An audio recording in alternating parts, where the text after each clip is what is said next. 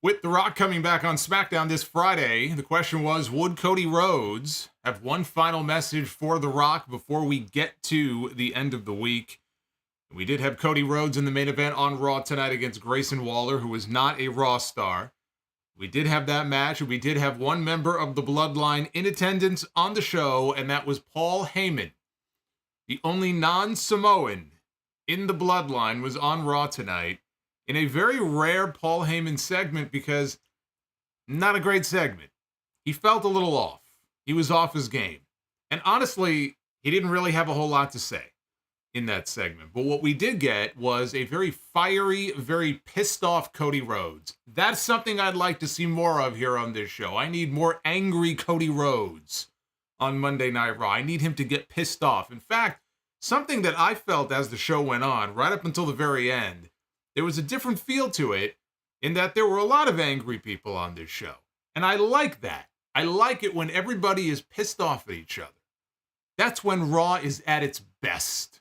That's one of the things I loved about the show 25 years ago. Everybody was just pissed off at everybody. Cody Rhodes was pissed tonight. Drew McIntyre's going around pissing everybody off. Liv Morgan is pissed at Becky Lynch. I mean, there's a lot of that going around right now. The Rock will be on Smackdown on Friday. We will find out then, maybe, what his response is, whether or not he accepts the challenge that Cody laid down to him at Elimination Chamber to a one-on-one match. A one-on-one match that I don't think is going to happen. I still feel like it's going to be a tag team match. But we also had on this show something else that I very much enjoyed.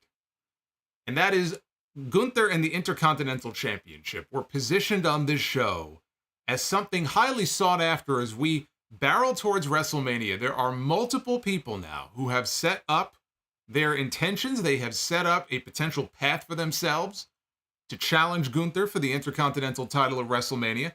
And one thing that he has done, as far as the way he's been booked, is, again, he has restored a lot of prestige to a championship that didn't have a lot of prestige for a very long time. And he's had that title now for over 600 days, and he should be in a big match at WrestleMania this year. The question has been, who are they going to go with now that Brock Lesnar is persona non grata, right? They're trying to find ways to minimize him in 2K24. They're really trying to phase him out as much as possible. So we know that Brock Lesnar is not going to be wrestling Gunther at WrestleMania. Sami Zayn seemed like he was going to be the chosen one, just based on some of the promos he's cut recently and talking about wanting to be a champion again. It seemed to me like that was the direction that we were headed in. And it still feels to me like Sami Zayn may end up being the one who gets the shot. But what they did tonight was very interesting because they set up a potential situation where we may end up with multiple people vying for the right to challenge Gunther for that title of WrestleMania. And yeah, I posted something earlier during the show on Twitter, and then there was somebody else who responded to me, and I actually like that idea a lot better. I like it when we have this back and forth. There is actually an idea here that I love, that I think would be great to set up a challenger for Gunther at WrestleMania, and we're going to talk about that here during the stream, and then I'm going to let you guys react and let me know what you think. But I think there's actually a great idea that can make use of both nights. You got 2 nights. Make use of both nights of WrestleMania and end up giving us what I think will be a potential show stealer for match of the weekend at WrestleMania.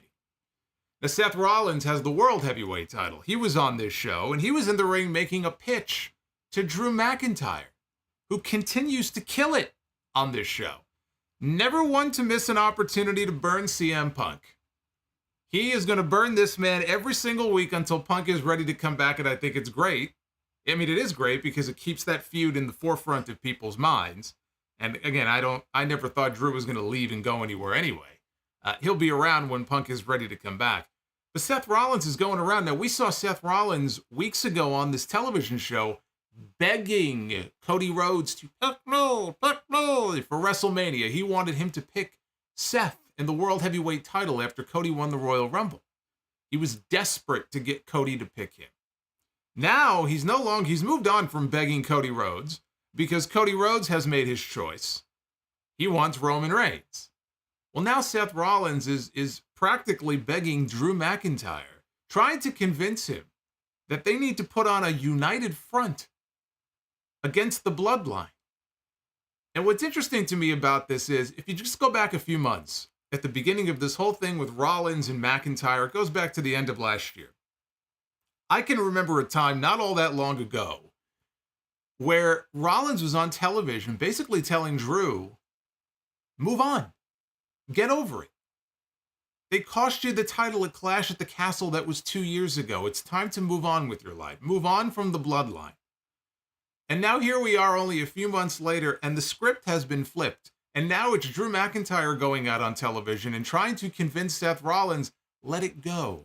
You have no business with the Bloodline. We don't need them involved in our story. We don't need them involved with the World Heavyweight title. All Seth wants to do is pick a fight with the Bloodline, and now it's Drew telling him, move on. It's amazing how things can change in a short period of time. I mentioned Becky Lynch and Nia Jax and Liv Morgan. I mentioned people being pissed off at each other. That's a whole situation as well, because Liv Morgan is no fan of Becky Lynch after what she did on the show tonight, and rightfully so. And we had what seemed to be the blow-off, I hope, at this point, for the months-long feud, not 2 years, like Michael Cole said on commentary, unless I missed something here. But a very long program, very long feud that has been brewing for months now between the New Day and Imperium, culminated in a street fight tonight that I actually very much enjoyed. And I enjoyed a lot of things on the show tonight. It's a very story-driven show, but that street fight stands out to me. That was a very good match. We'll talk about this entire Raw show because this is your Monday Night Raw review, the final one here for the month of February, our biggest February ever, so give yourselves a round of applause for that. I thank you for the support. It is Monday, February 26, 2024. I am the Solomonster. Like and subscribe. 450 likes is what we are looking for tonight. That is the goal, at least, at a minimum, for our Be the Booker segment that we try to do here at the end of these streams.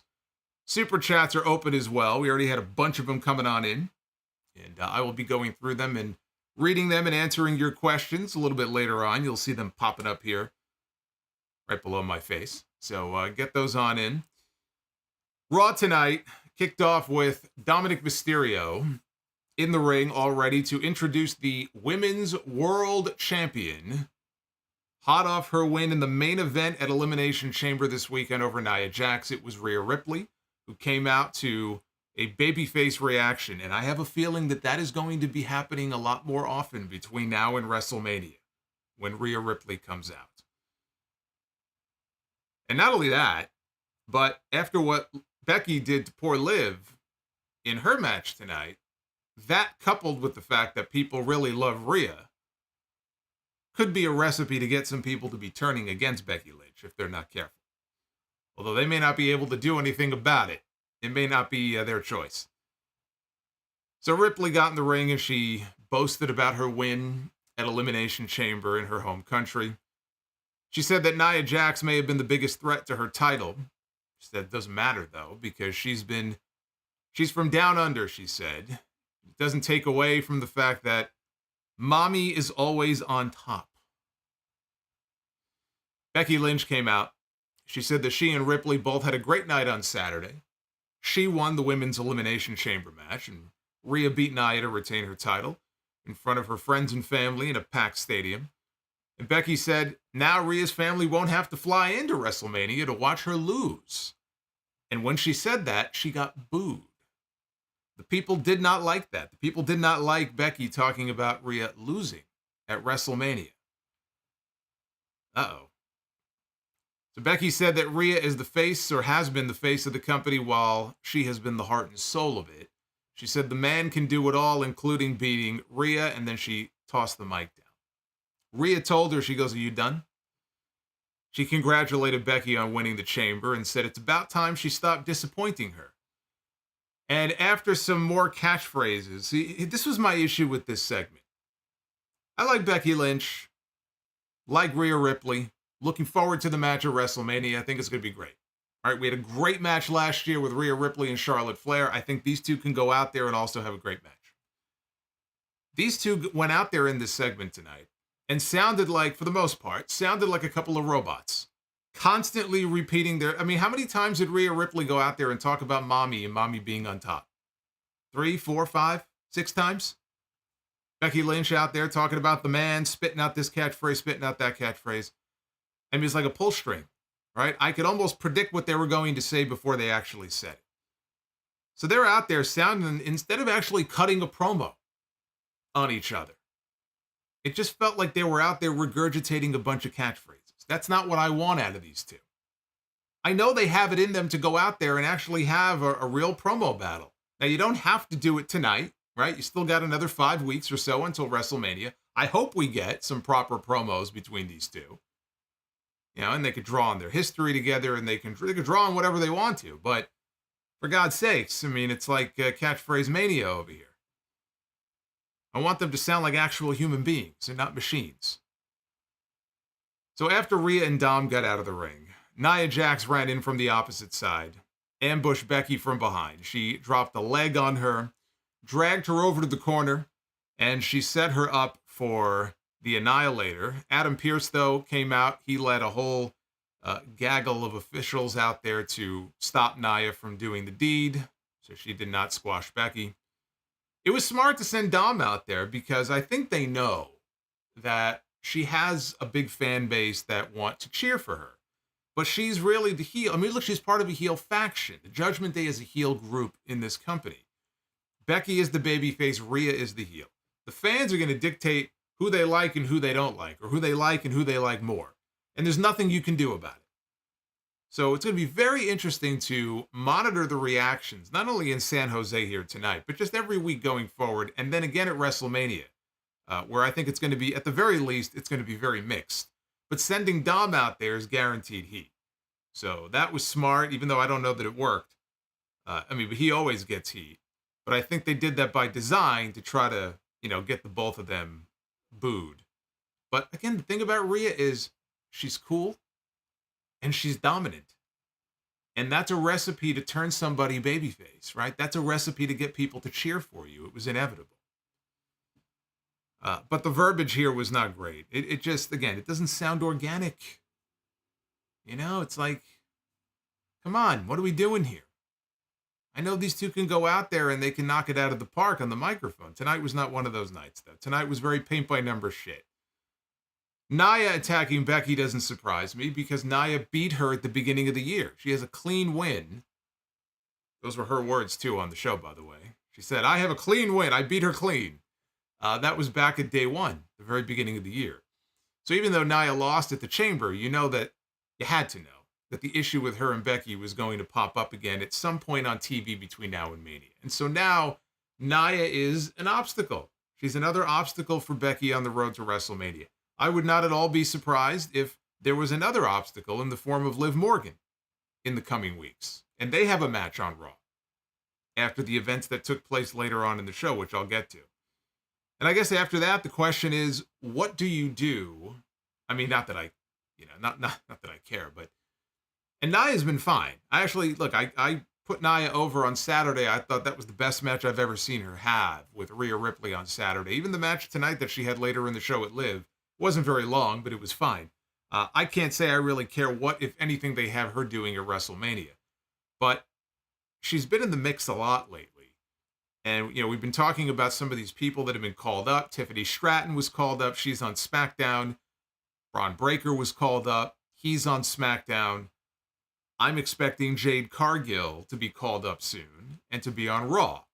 Can't put everybody on SmackDown. If Jade ends up on Raw and they call her up officially before WrestleMania, Jade and Nia, that's a match that's been talked about as a possibility. I could see that. You build to the big spot, where Jade picks her up for the big slam, the big Hogan slamming Andre moment. Last year it was Brock and Omos, right? The big match there at the beginning of night 2, I think it was. We saw Jade lift up Nia on her shoulders at the Royal Rumble. They had a brief interaction there. I could see that being a match and an easy win for Jade Cargill at WrestleMania, if that's the direction they want to go in. Other than that, I don't know what she would be doing on the show.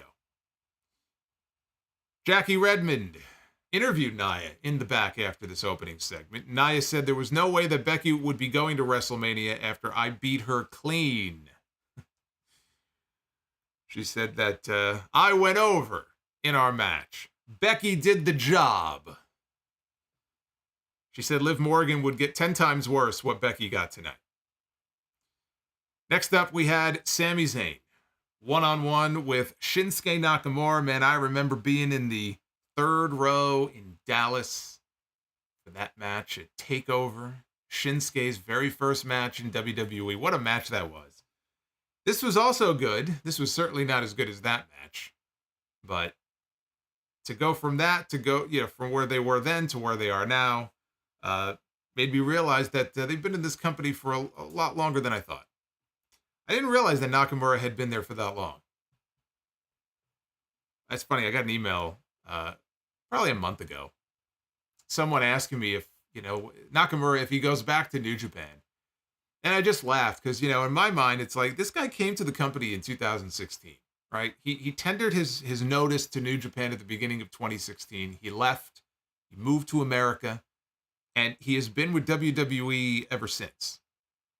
Don't you think that if he wanted to go back to New Japan, he would have gone back? Like, he's probably signed 3 contracts at this point since he first came. He obviously enjoys it here. He obviously enjoys it being in WWE. I'm sure he gets paid very well, right? He loves to surf and whatever else he does. If he wanted to go back, he would have gone back by now. Apparently now, with the yen and everything, the guys over there aren't really making the kind of money that they can make here anyway. Let's forget the idea of Nakamura going back for one last run in New Japan. I think that ship has sailed.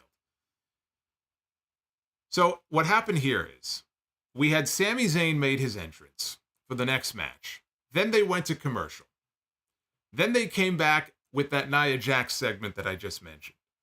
After the Nia Jax segment, then Nakamura made his entrance. Then the match began. And then 60 seconds later, they went back to commercial. I can understand why people don't watch this show live and they fast forward. I totally understand it. Sami hit a moonsault off the barricade before the break, but when he got up, he was acting like he hurt his ribs. That would play into the remainder of the match. When they came back, Sami hit a Michinoku driver for a 2 count. There was another break in here. Honestly, it felt like half this match happened during the commercial break, because half of it did happen during the commercial break. Zayn hit a blue thunder bomb for a near fall. Nakamura blocked a haluva kick with a knee strike and hit the Kinshasa from the middle rope. And he got a very close 2 count out of it. Nakamura hit another knee strike to the back of Sami's head while Sami was draped over the barricade outside the ring. That was like the kill shot. And Sami was down, and Michael Cole on commentary was selling it like that's it. He's not getting back in the ring. He did get back in the ring. He barely beat the 10 count. But as soon as he got back into the ring, Nakamura nailed him with a running knee, and he covered him. And Sami got his foot on the bottom rope at the very last second. He got a big reaction because he was still alive. Zayn sidestepped another strike in the corner, and then they got a great camera shot. One thing I love about this show since Kevin Dunn left, he went back home to his mansion or his log cabin, wherever he lives. He left, and they brought this other guy, Lee Fitting, in to be the new head of production for WWE. The guy who is no longer eligible to win an Emmy Award because of the whole Emmy scandal. I covered that story. That was very interesting to me that they bring this guy in and he's ineligible to win an Emmy Award. But one thing he does know how to do is produce television, because some of these camera angles and some of these little production changes they've had on this show have been very noticeable. And I think they've been a breath of fresh air. They've been a welcome change. One thing they did here that I really liked, they had the camera set up in the corner. So when Sami came barreling in for the haluva kick, they got this great shot of him kicking Nakamura in the side of the face. And then they kept with that shot as Nakamura fell, and Sami covered him and he got the pin. So I like that. But this was a much-needed win for Sami Zayn here. The story they're telling with him, if he's looking for a path to a title match at WrestleMania, he has to start winning. Nakamura loses to everyone. That's just the role that he has on the show. And again, he seems to be content with it. Sami needed this win. He got the win. This was good. And it was even very good down the stretch in those final minutes. But again, I can only judge it by what I saw. It's tough to say that the match was anything more than good when I didn't see half the fucking match. But what I saw, I liked. I thought it was a strong match. Now, a couple of segments later, Sami was in the back with Jackie Redmond and said that it was an understatement that he needed this win tonight. He said he doesn't know what a loss would have done to him. He said his win reaffirmed his belief that he is a contender. He's a contender. And that he will be a champion. He said that if a path to WrestleMania does not find him, he will go out and find it. And at that moment, Ludwig Kaiser walks up to him, Giovanni Vinci, they walk past him. They kind of smirked at him, and they walked right by him. And then Gunther, the Intercontinental Champion, walks up to Sami, title over his shoulder. He looks at him, and he just starts laughing in his face. And Gunther walks past him. Now, I was going to say something at that point in the show. I'm thinking, okay, here we go, right? We were kind of talking about this in the review last week, about it looks like they're moving in the direction of Sami and Gunther for WrestleMania. That seems to be the path for an Intercontinental title match. In his promos, Sami stopped talking about the world title. There's two things he did last week. He said he's pushing the pause button on his feud with Drew McIntyre. And he's going after a title. He wants to be a champion. A noticeable change from him talking about being a world champion. That right there told me all I needed to know. But then what they did here a little bit later is they kind of muddied the water a little bit. So let's hold off and we'll talk more about this. We'll come back to this in a second. After a break, Chelsea Green was in the ring, and she said that she issued a formal complaint with management. She was competing tonight in protest. She said that she would have won the Last Chance Battle Royal on Raw last Monday and gone on to win the Elimination Chamber and then gone on to WrestleMania. Had Adam Pearce not added Raquel Rodriguez, who eliminated her to win the Battle Royal last week. Chelsea said that she's the star and people wanted to see her. And she mocked Raquel, flying all the way to Australia and losing in the Elimination Chamber. And then she got a jab in at the San Jose Sharks, which everybody booed. And she said that she would prove that Raquel is a big loser. So we had Raquel Rodriguez against Chelsea Green. Chelsea drew an imaginary line, and Raquel crossed the line. Chelsea then drew another line, and again, Raquel stepped past it, and so Chelsea slapped her. And that was the beginning of the end for Chelsea Green. Raquel hit a couple of fallaway slams and then the Tejana bomb, and then she pinned her in a little over a minute. And that's all she wrote. We move on. We move on to Cody Rhodes. Is it Cody Rhodes or Rhodey Codes? I don't know. We'll call him Cody Rhodes. Cody Rhodes was in the back with Kathy Kelly. He talked about challenging The Rock at Elimination Chamber to face him one-on-one anytime, anywhere. He also talked about facing Grayson Waller later tonight. Talked about being the one to bring Jey Uso to Raw for the first time, and he did that as a guest on Grayson Waller's talk show. That was back at Payback last year. And then, of course, on the most recent Grayson Waller effect, he issued a challenge to The Rock. He said he's giving Grayson his first Raw main event tonight, and I guess he'll get to find out what that's like in the main event. Gunther and Imperium were out to the ring next for a promo. He talked about retaining the Intercontinental title against Jey Uso on the show last week. He said he actually felt his title slipping away from him for the first time, and he admitted that he got lucky. When was the last time that we had a heel or a heel champion on this show admitting that, you know what, I got lucky in my match last week? That's what I like about this guy. He's not like your typical chicken shit WWE heel.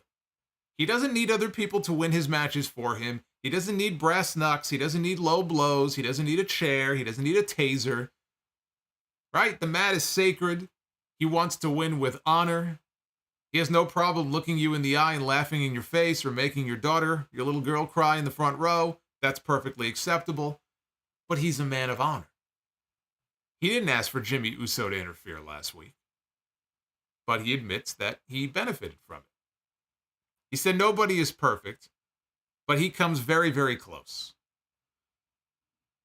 He then turned his attention to WrestleMania and who his opponent is going to be. He said that he sees what everybody is saying online, and he brought up Sami Zayn. People cheered. He brought up Chad Gable, and people cheered, although not quite as much, but they cheered. He mentioned The Miz, and I'm thinking, who the fuck is asking for The Miz to wrestle Gunther at WrestleMania? We just saw The Miz wrestle him twice. Nobody is asking for The Miz to wrestle Gunther at WrestleMania. Not even Maurice is asking for The Miz to wrestle Gunther at WrestleMania. But he had to throw The Miz's name in there. He mentioned R-Truth, and of course everybody lost their minds because everybody loves R-Truth. So that brought out the Judgment Day. All the members except for Rhea Ripley and for R-Truth. The one that everybody cheered and wanted to see. He didn't come out with them. He must still be... I thought maybe he was still stuck in Austria. That was the story. He thought Elimination Chamber was in Austria, so he flew himself there, and then he realized that nobody was there. But then he showed up later in the show, so I guess he flew home. So we got a standoff in the middle of the ring between Imperium and the Judgment Day. Damian Priest said they don't sweat Gunther. And he acknowledged that Gunther has had a dominant run, and he said that it was second only to the run that the Judgment Day has had. He said the Judgment Day intends to add more gold at WrestleMania, and said that includes the Intercontinental title. Gunther said that, well, since it looks like you're not going to be cashing in your briefcase right here and now, he wanted to know which member would it be. He said, is it going to be Finn Balor? Is it going to be the guy with the big head? Pointing at McDonough. But it was not McDonough. It was not Balor. Dominic Mysterio steps up to Gunther. It looked like it was taking everything in this man's being not to bust out laughing. This is a man in Dominic who, if the reports are to be believed, was going to be wrestling Brock Lesnar last weekend at the 2 days ago at the Elimination Chamber.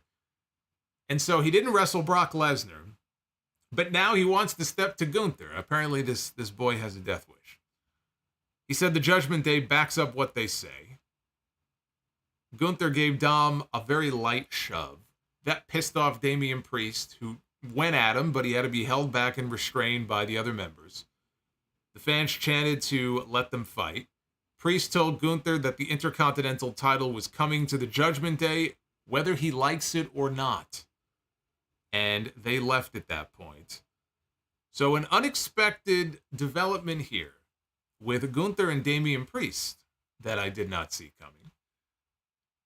But later in the show, I'm going to skip ahead here because this all ties together. A few segments later, Adam Pearce was on the phone in the back. He was on the phone with Bronson Reed. Another one, he was not at the Elimination Chamber. He and his wife just had a baby. So he is at home with mother and child. But he was having a conversation with Pearce. We don't know what they were talking about. We can only hear Adam Pearce say that he was going to take something under consideration. Chad Gable walks in. No Alpha Academy. So there's no Otis. There's no Tozawa doing a stupid funny dance. There's no Maxine Dupree sticking her fingers up in the air. It's Chad Gable in a suit, all by himself. And he walks in and he says, here's Gunther is looking for a challenger for WrestleMania. And I'm sitting here going, yes. Finally. Yes. He said he's still haunted by Gunther reducing his daughter to tears in their last match that they had, and then laughing at her misery and calling him a terrible father. And Gable said that this means more to him than just the title. This is about so much more. And Pearce said it definitely gives him something to think about. So I was very happy to see Chad Gable, get an opportunity here to cut a promo and acknowledge his history with Gunther, because here we are now on the road to WrestleMania, and that means that there's still hope. It's keeping hope alive that we will get that rematch at some point, if not at WrestleMania. Now, you think back to the promo that Gunther cut, right, where he was saying, who's going to step up and challenge me at WrestleMania? He rattled off a whole bunch of names. Right? He mentioned Sami Zayn. He mentioned Chad Gable. He mentioned The Miz, but I'll forgive him for that. Like he said, nobody's perfect. He mentioned R-Truth. And my first thought when he started rattling off all these, and of course Dominic also Dominic stepped up to him. That's funny. My first thought when he starts rattling off all these names is, all right, well, maybe they're going to do a multi-man match, right? We've seen that before at WrestleMania. We've seen multi-man ladder matches for the Intercontinental title. So maybe they're just going to try to shove everybody into one match. And, again, I don't want that. That doesn't appeal to me. When it comes to Gunther and the Intercontinental title, I would much rather see him in a one-on-one situation at WrestleMania, especially if there's the possibility that he might lose. And I say possibility because it is not a guarantee that he is going to lose. Remember, the match was going to be him and Brock Lesnar. I don't think that he was going to lose to Brock Lesnar. I think he was going to win, which means he was going to retain if his title was even on the line at all. And so if the idea was for him to retain anyway, there's a very good chance he is not going to lose at WrestleMania. So it is not a foregone conclusion that his run is about to come to an end. But the idea of putting him, let's say, like in a ladder match or something, it just doesn't feel right to me. Like, Gunther doesn't need to be in a ladder match. He's not a ladder match guy. All these other guys, that's one thing. But him, it just doesn't fit. He was in a ladder match once. It was at the Madison Square Garden show. I think it was probably not this past Christmas, but the Christmas before, I think it was. And there was like a 6-man ladder match, and he defended the title in there. But again, it's not the sort of thing that I really have an interest in seeing him in. But I also think, well, if they were going to take the title from him, but they didn't want to beat him, that's their out. You put him in any kind of multi-man match, especially a ladder match, where there are no pinfalls, he could lose the Intercontinental title. You can get that belt off of him. If you feel like it's time to get it off of him, he's done all he can do. We're ready to transition him into something bigger, and he can go after the world title, which he should be doing soon. And so we can beat him without beating him. Somebody pulls the belt down, they're the champion, he's not pinned. That would be a cop-out. It would be a cheap way, but it would be a way to get the belt off of him if that's what they wanted to do. So I tweeted about the possibility of this multi-man match, and then Tony, one of my followers, tweeted at me, and he suggested the idea of doing a multi-man ladder match on night 1, and the winner of the ladder match would become number 1 contender and would get the title shot against Gunther on night 2. And then the light bulb went off, and I said, that's perfect. That is the perfect scenario. It checks all the boxes. You want to get all these people on the WrestleMania card that maybe you don't have a role for? You want to really make this Intercontinental title feel like the most sought-after thing on this entire show? Then you spend the next 5 weeks having people step up and say, I want the shot. Tell me what I got to do. Tell me what I need to do to get the shot at Gunther at WrestleMania. And Adam Pearce, ultimately, he's going to hear the pitches from all these different people like he did tonight.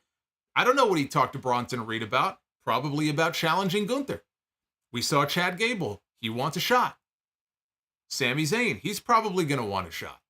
And so Adam Pearce can come out and say, look, you all want the same thing, but only one of you can get it. So I'm going to give you the opportunity. And at WrestleMania on night 1, because we got 2 fucking nights, I'm going to take 6 men. Could be 8. 6 men. You guys are going to have a ladder match. The winner of that ladder match gets Gunther one-on-one for the Intercontinental title on night 2 of WrestleMania. So if you want to win that title, you've got to go through 5 other men in a ladder match, and then 24 hours later, you have to go one-on-one with this man. So if Chad Gable or Sami Zayn or whoever is going to win the championship, right, they're going to earn that fucking title. Because look at what they have to go through to get there. I love that idea. I think that's great. It keeps Gunther out of the ladder match, and the lineup is simple. It's very simple. Really, all you need is 6 men, okay? You need 6 men here. Now, Damian Priest is not going to be a part of this. The Miz is not going to be a part of this. R-Truth is not going to be a part of this, because Damian Priest and Finn Balor should defend the tag team titles against Miz and R-Truth at WrestleMania. So you take 4 of them out of the equation. You got Sami Zayn. That's 1. Chad Gable. 2. Okay? Bronson Reed. 3. Dominic Mysterio. 4. Andrade was on the show tonight. There was a backstage segment a little after this where Dom bumped into Andrade and said, "Hey, old pal, how you been?" And they were all, chummy. And Andrade teased that, he was waiting to find out from Adam Pearce who his first opponent on Raw was going to be. Implication being that it may end up being Dominic. This never occurred to Dominic, and he said, "Oh, okay, great," and he walked off. Andrade, put him in there as well, right? He'd fit in there like a glove. So that's 5. Who's number 6? Sheamus. Now, I don't know where he's been. He was hurt. Apparently he was healed, but he still is not back on TV. The Brawling Brutes are dead. Rest in peace. They're not a thing anymore. We last saw him on SmackDown. It's been a few months. Get him on Raw. Very simple. He shows up. He's a free agent. His contract ran out. Adam Pearce signs him to a Monday Night Raw contract. Sheamus is on Raw. You add him to the ladder match. You got your 6 men right there. There you go. And now the thing I love about that lineup is, out of those 6 men, realistically, there's 4 names in there that could conceivably go on, believably, could go on to wrestle Gunther the next night. Sami Zayn, Chad Gable, Andrade. I could see Andrade going, right? He would be the least likely of the 4, but I could see that. Or Sheamus, right? Sheamus has his own story with Gunther and the Intercontinental title that he wants to finish. Chad Gable has his own story with Gunther and the title that he wants to finish. And then there's Sami Zayn. I love it. It's perfect. That's exactly what they should do. And it would help fill, television time between now and then. You have all these men talking about why they need to be the one to go and get the shot. And it's I think the right way to go about doing it is to separate it, make use of the 2 nights that you have. One leads right into the other. I think it's smart. I think that's the way to go. Now, Priest and Balor and Dom and McDonough, they were in the back walking. Priest told the others that he was calm, because again, he was a hothead earlier, so he was calm. Rhea Ripley showed up, and she was questioning Dom. She goes, "Gunther, really? What are you thinking?" And he reassured her that everything was going to be okay. He said, "I got this." So he went to go leave after they told him, she walked away. And Balor's like, "Look, you should probably go smooth this over." He goes, "You're right." And as he went to go turn away to go find Rhea, that's when he bumped into Andrade. Again, we already talked about this. Up next, we had The New Day, and we had Imperium in a street fight. Michael Cole called it a feud that has been ongoing for 2 years. I assume he meant 2 months, but I can't fault him because honestly, it feels like this feud has been going on for 2 years. So it's an understandable mistake. New Day came out wrestling in San Jose Sharks jerseys. They had their names on them. Kingston and Woods, they tried to pull a table out from underneath the ring, but they were attacked before they could set it up. Kingston and Woods went to the ring. They went for stereo moves. Kofi hit a dive out of the ring. Woods, I don't know what happened here. It looked like he stopped short at the very last minute, but then he followed through. He was doing like a basement drop kick through...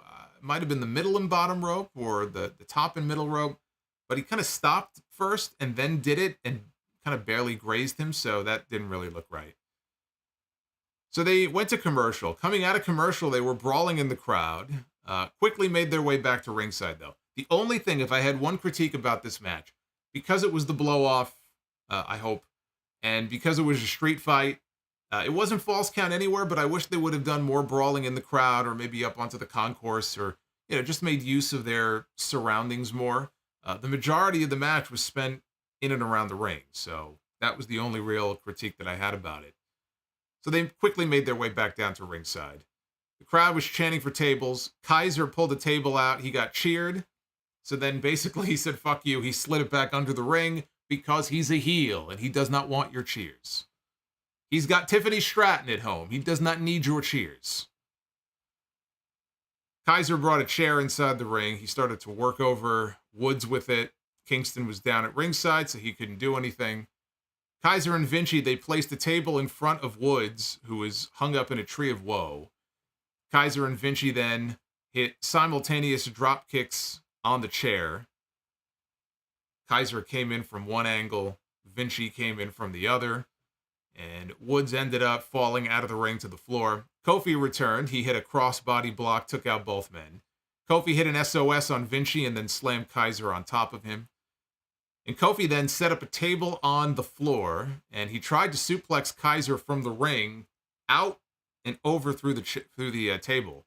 Vinci, though, cut him off, and then he and Kaiser double suplexed Kingston back into the ring instead. Woods came back briefly. Vinci, though, sent him back to the floor, and then Kaiser joined him in battering Woods with kendo stick shots. Kaiser got a running start for a move outside on Woods. Like, he backed up all the way. Like, he walked around the ring. He was building up a head of steam here.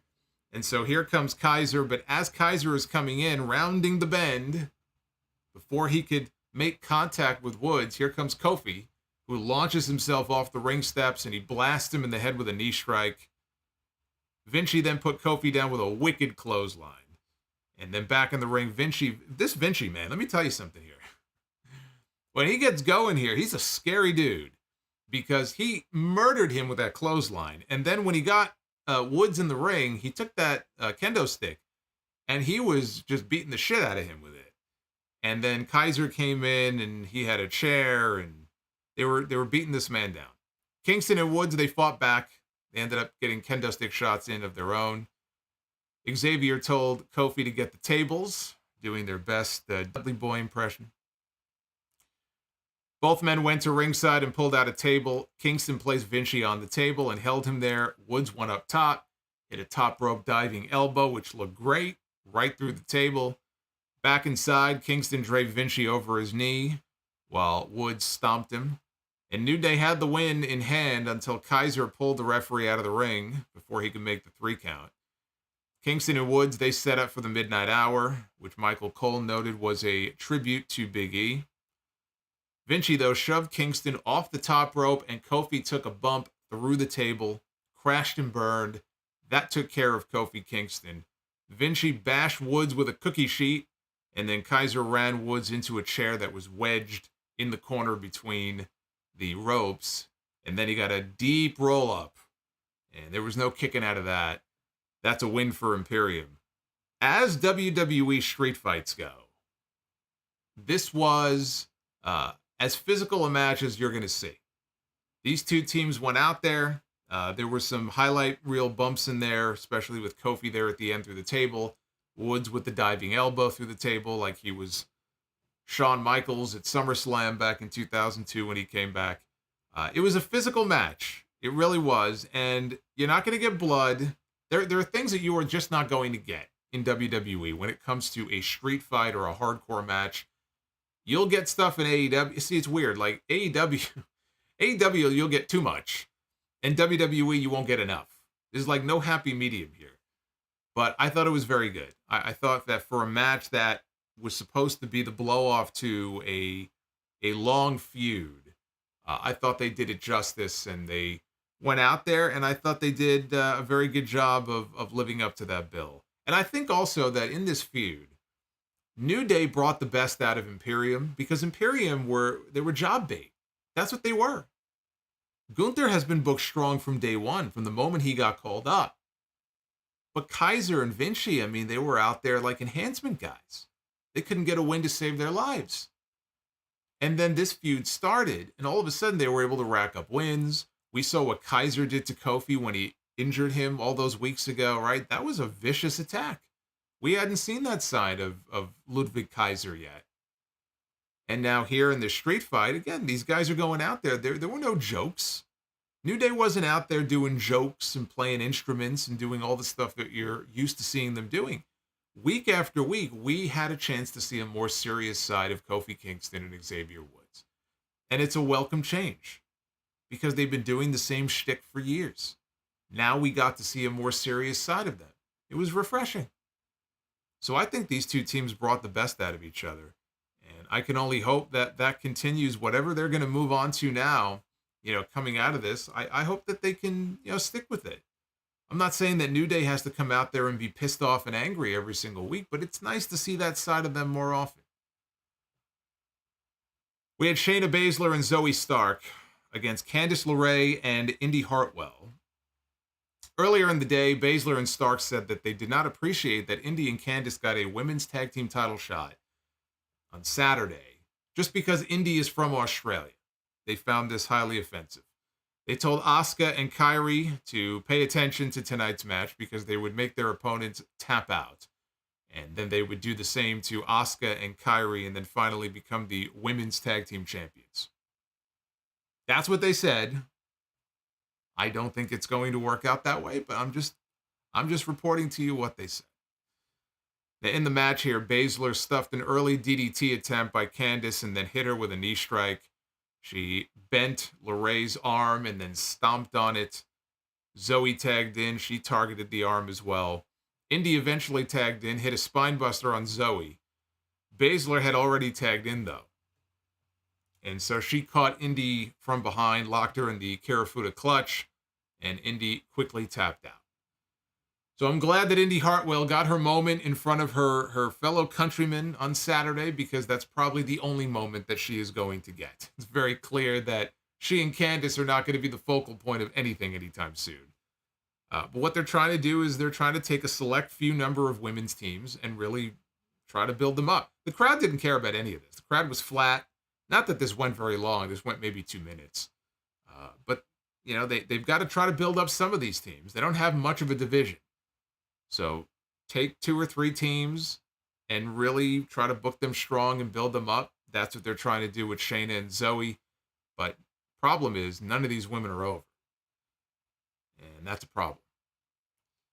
Now, R-Truth was shown inside the Judgment Day clubhouse. He was sitting there, and The Miz, Johnny Gargano, and Tommaso Ciampa joined him inside, and they were wondering what he was doing there. And Truth said that Judgment Day was gone for the night, and he was just thinking about the good old days. And Ciampa said that he had a plan. Their plan was to take out the Judgment Day.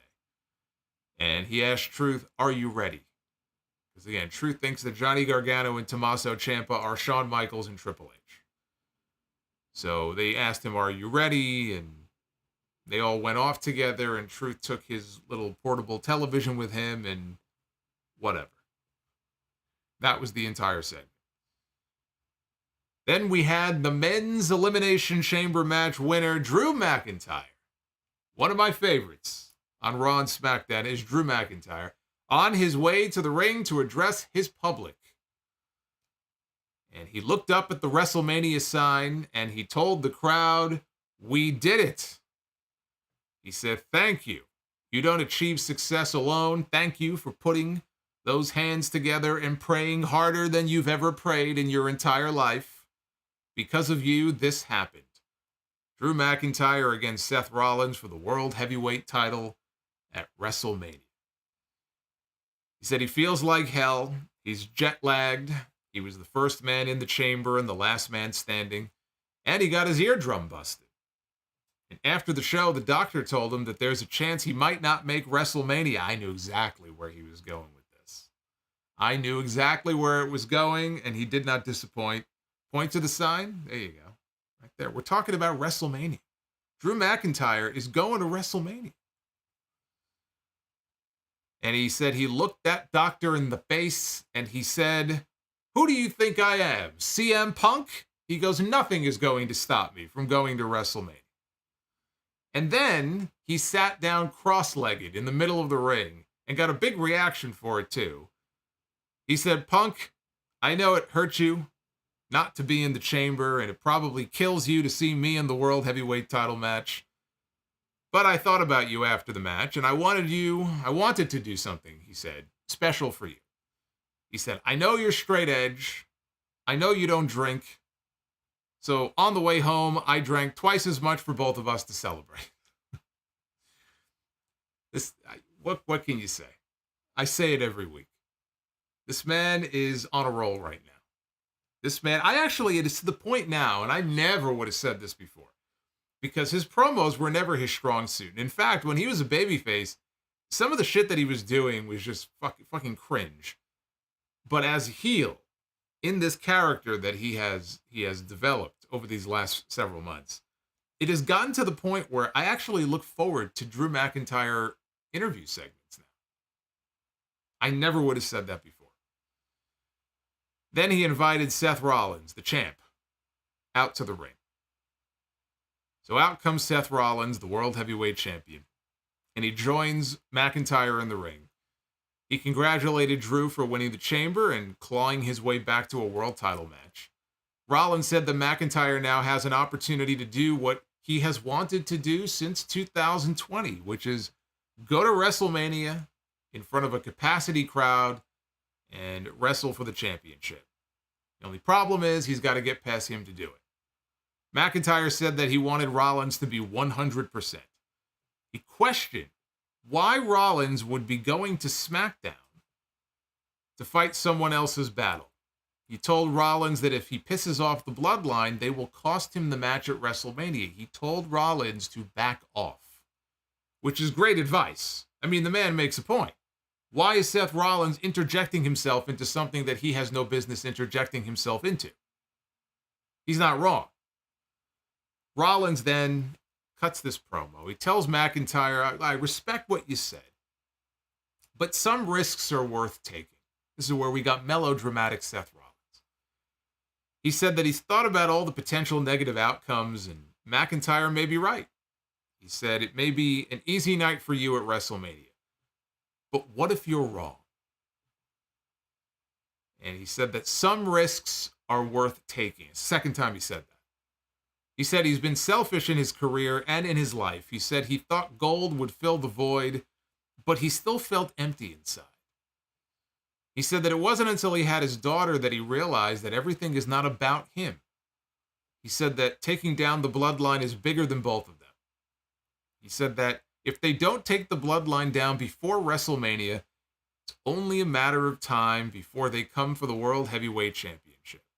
He said, what if his knee and his back are healthy and they can rip apart the Bloodline once and for all and secure the future of this industry? Oh my God. Secure the future of this industry. I told you, very melodramatic here. He said that if they can do all of that, then it will just be the two of them and the World Heavyweight title at WrestleMania. And he said, may the best man win. Some risks are worth taking. That's the third time that he said that in this promo. And then he dropped the mic and he left, leaving Drew McIntyre with something to think about. And then the crowd applauded and Seth walked back into the ring and he took a bow. And they dropped the curtain. Hey, I think Seth Rollins, if he wants to, I don't know how many theater productions they have back in Davenport, Iowa, but maybe he could get into the theater when his career is over. Maybe he wants to do some community theater. I am loving all of the shots that Drew McIntyre continues to take at CM Punk. I'm just tickled fancy by them. But it keeps the feud at the forefront. It's smart. It's smart to keep reminding people, right? I'm the reason why CM Punk is not here right now. I'm the reason why he wasn't in the Elimination Chamber. I'm the reason why he's not going to WrestleMania, so on and so on. By the time CM Punk comes back, all the shots and all the burns that this man is giving this guy, by the time CM Punk comes back, it's going to be a blood feud. Like these two are going to have a fucking fight pit match, which, I mean, judging from his past fight history, might not be the best idea. That might not work out too well for CM Punk. But the point is, like, he's going to come back and these two are going to have a blood feud ready to go as soon as Punk is ready to get back in the ring. But I thought the work was strong on the mic from Seth. Just the way he did it was fine. Again, some of the promos that he has cut have been very overly dramatic and a little over the top in points. But here's the thing about this. So we've seen him go to Cody Rhodes and say, look, I'll be your shield. Which, by the way, I'm going to bring that up again at the end of the show. I got something to say about that. I'll be your shield. I'll watch your back. He just told him on Saturday in Perth. He put his hand on his shoulder and told him, I got your back. Right? I got your back. He's so concerned about Roman Reigns and the Bloodline. And you got Drew McIntyre out here trying to tell him, like, look, this has nothing to do with you. Just leave it alone. Now, I can understand, you could think of the Seth Rollins character and why he would be upset. Because he got buried by Roman Reigns a few weeks ago. Him and that World Heavyweight title were buried by Roman Reigns. So, yes, he's got a reason to be upset. But he's out here and he's picking a fight with people on the other show, fighting for the other title that has nothing to do with the World Heavyweight title.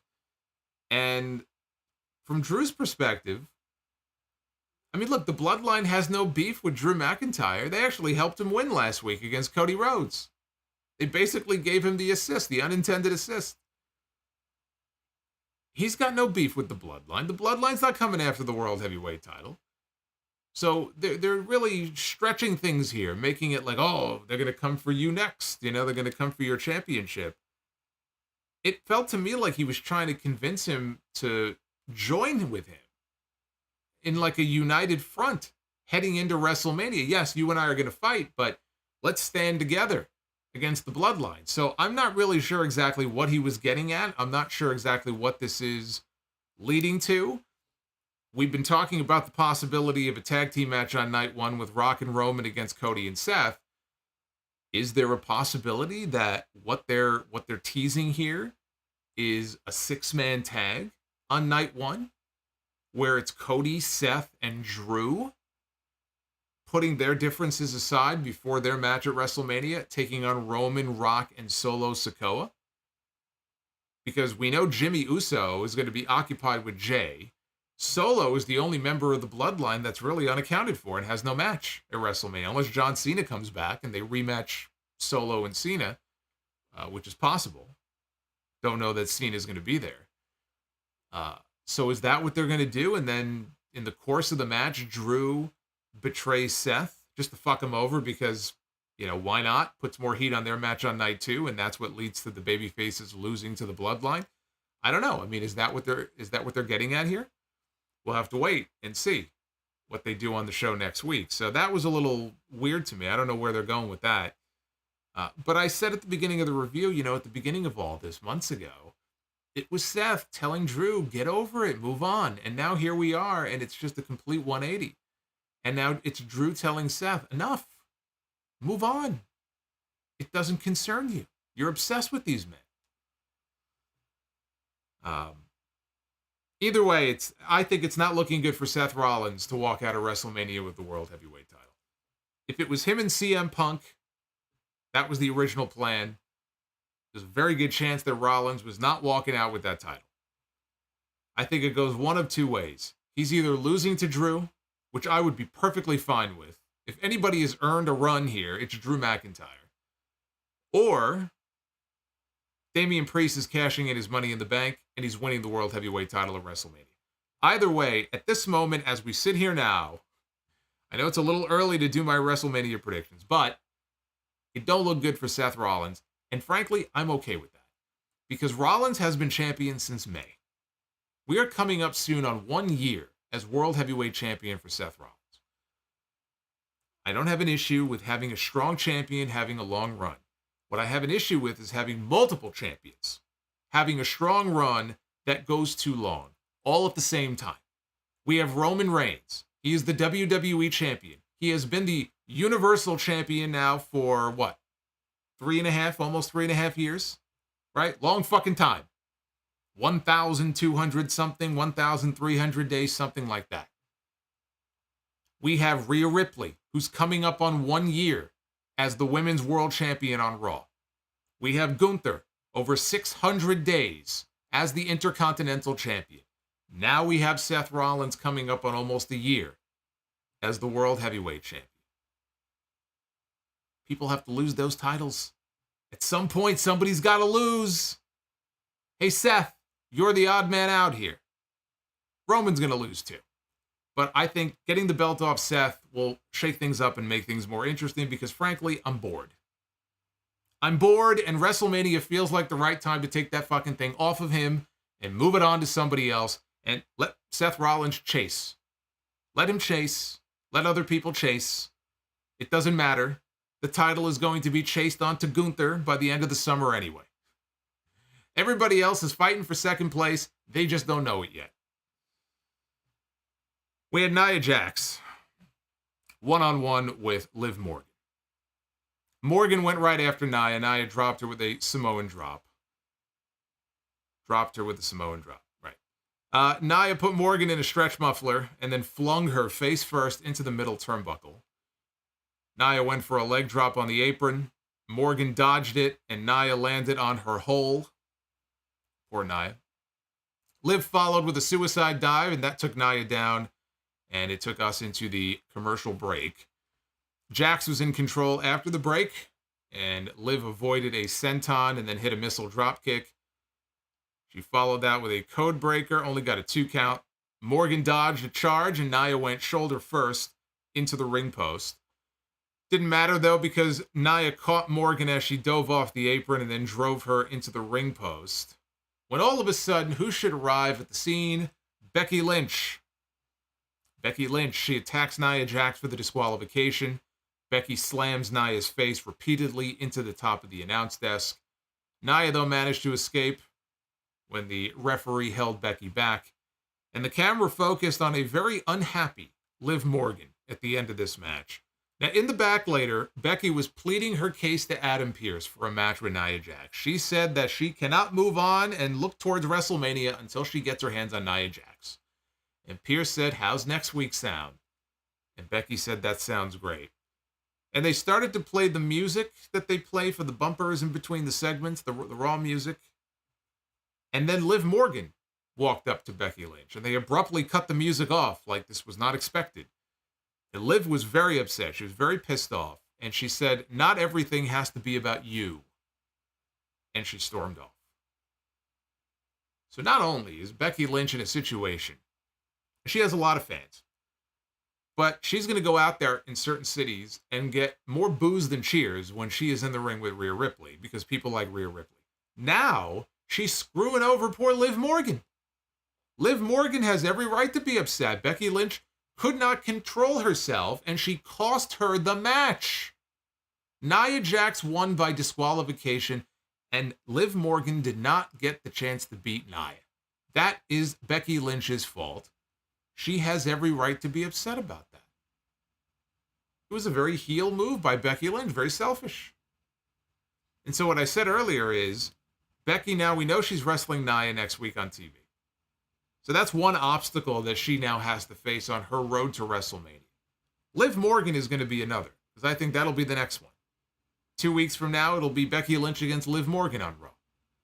Now, there may not be anything on the line. She's already punched her ticket to the title match, but it gives Becky at least some obstacles to overcome in the meantime, things to do on TV. But, again, I think that was a very selfish move. I agree with Liv. She has every right to be pissed. I'd be pissed too. Kathy Kelly was interviewing Grayson Waller and Austin Theory in the back, and Waller said that Cody Rhodes had disrespected him in his home. And Cody attacked his boy, Theory. Waller said he did everything he could to stop it. Okay, that's what he said. Waller said that he would disrespect Rhodes in his house tonight, and the Bloodline would pick the bones. They did show Austin Theory on the side. He did not seem very amused by what Grayson Waller said, because Grayson Waller, in fact, did not do everything he could to help his friend out on Saturday. Michael Cole, at this point in the show, sent condolences to the family of Ole Anderson. For those who don't know, Ole Anderson passed away earlier today. One of the founding fathers of the Four Horsemen. He was a wrestler. He was a booker. And you will find a lot of divided and not so positive opinion about him. He just was, I think the word that I think of when I think of Ole Anderson is curmudgeon. He comes off as a curmudgeon. Any shoot interview you've ever seen him in, very negative and attacking people, very, very prickly, but that was just his personality. Again, he will be, I think, best known for being one of the founding fathers of the Four Horsemen. That was the original incarnation of the Horsemen. You had Ric Flair, you had Ole Anderson, you had Arn Anderson, you had Tully Blanchard, you had J.J. Dillon. That was the original crew. And after that, there were various incarnations of the Four Horsemen. Some people think the original is still the best. Some people think the version with Barry Windham, or, there were a lot of them. Lex Luger was in the Horsemen. Sting, who, again, dumb babyface syndrome.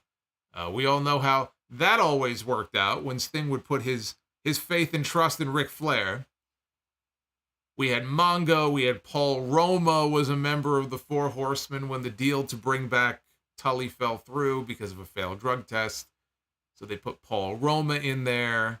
Who else was a horseman? There were a lot of different people that have been horsemen over the years. Dean Malenko, right? Dean Malenko was a horseman. Benoit was a horseman.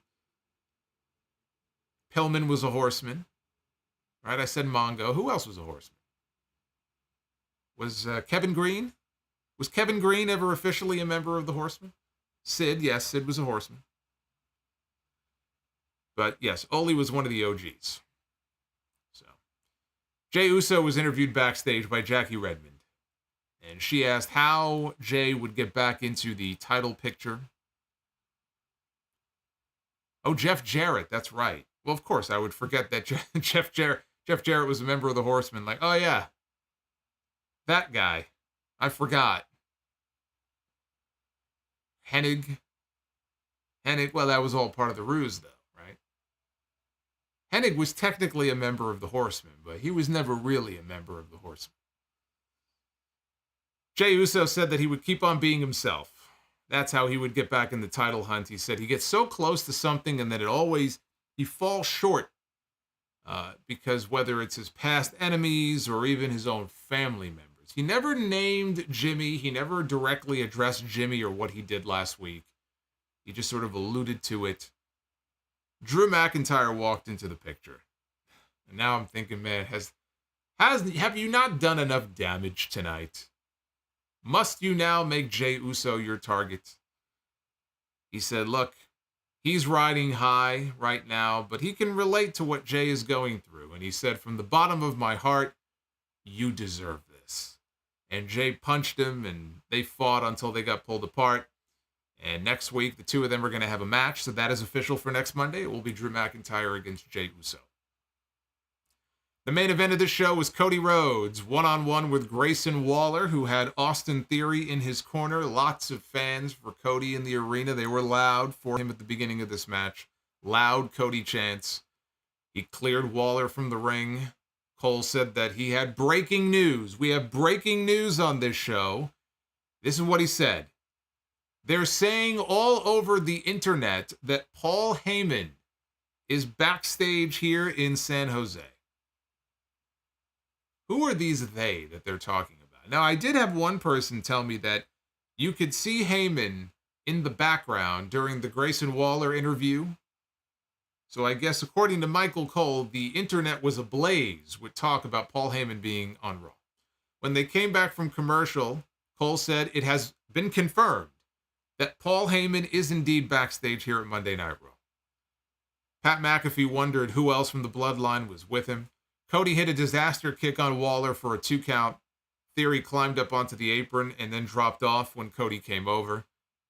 Waller took advantage of the distraction. He punched Cody, who then hit a suicide dive out onto Austin Theory. Waller went to ringside. He clotheslined Cody, rolled him back inside. Waller went for a rolling move into the ring that Cody was able to avoid. Cody hit a Cody cutter, followed that with a crossroads, and he scored the pin. Not much of a main event. Didn't go very long either. I don't even think this went a full 8 minutes. So it was fine, but nothing special. And I knew it was just a means to set up some sort of closing angle here because the match ended and it was 10:51. They had 9 minutes left in the show. So I knew something was coming here. And that something was Paul Heyman. We could hear his voice over the PA system like the voice of God. You don't see him, but you hear him. Ladies and gentlemen. He comes out on stage, and he's got 3 men with him dressed in black. They don't have masks on, but they're all decked out in black. Cody immediately leaves the ring, goes over by the timekeeper's area, grabs a chair, brings the chair back into the ring with him. And Cody says he doesn't give a damn what his name is. If the Bloodline is here, come and get me. He sounded like Curly. He sounded like Curly from City Slickers. Come and get me. Come and get me. Come and get me. That was part 2, right? When they were going for the gold. They were looking for gold up in Demdare Hills. Come and get me. Come and get me. Am I the only one who thought of Curly? Jack Palance was a great actor. I miss Jack Palance. Anyway, I'm probably the only one even thinking of this right now. Makes me very sad. City Slickers 2 is a great movie, by the way. So Heyman told Cody, look, calm down. Calm down. He pointed out that I'm not with the bloodline. You don't see anyone here with a drop of Samoan blood in them. Right? He goes, I'm the only one here representing the bloodline. He said the men in black are his friends from the NYPD. And he started to say that they were off duty, but then he said that they were actually suspended. I don't know what the hell that was about. Again, this whole Paul Heyman promo was very weird. He was stumbling over his words, which he never does. And there were at least 3 or 4 times where he started to say something and then he fucked up and, said something else. Usually he's very on point. Heyman said that he understands how insulting it must be to get Will Smithed across the face. A shout out to Jace. You are now banned from Collision. Congratulations. Jack Palance was in Batman. That's right. He was. He was in Tim Burton's Batman from '89 with Jack Nicholson. Jack Nicholson and Jack Palance. So he told Cody that he needs to take The Rock's name out his frickin' mouth.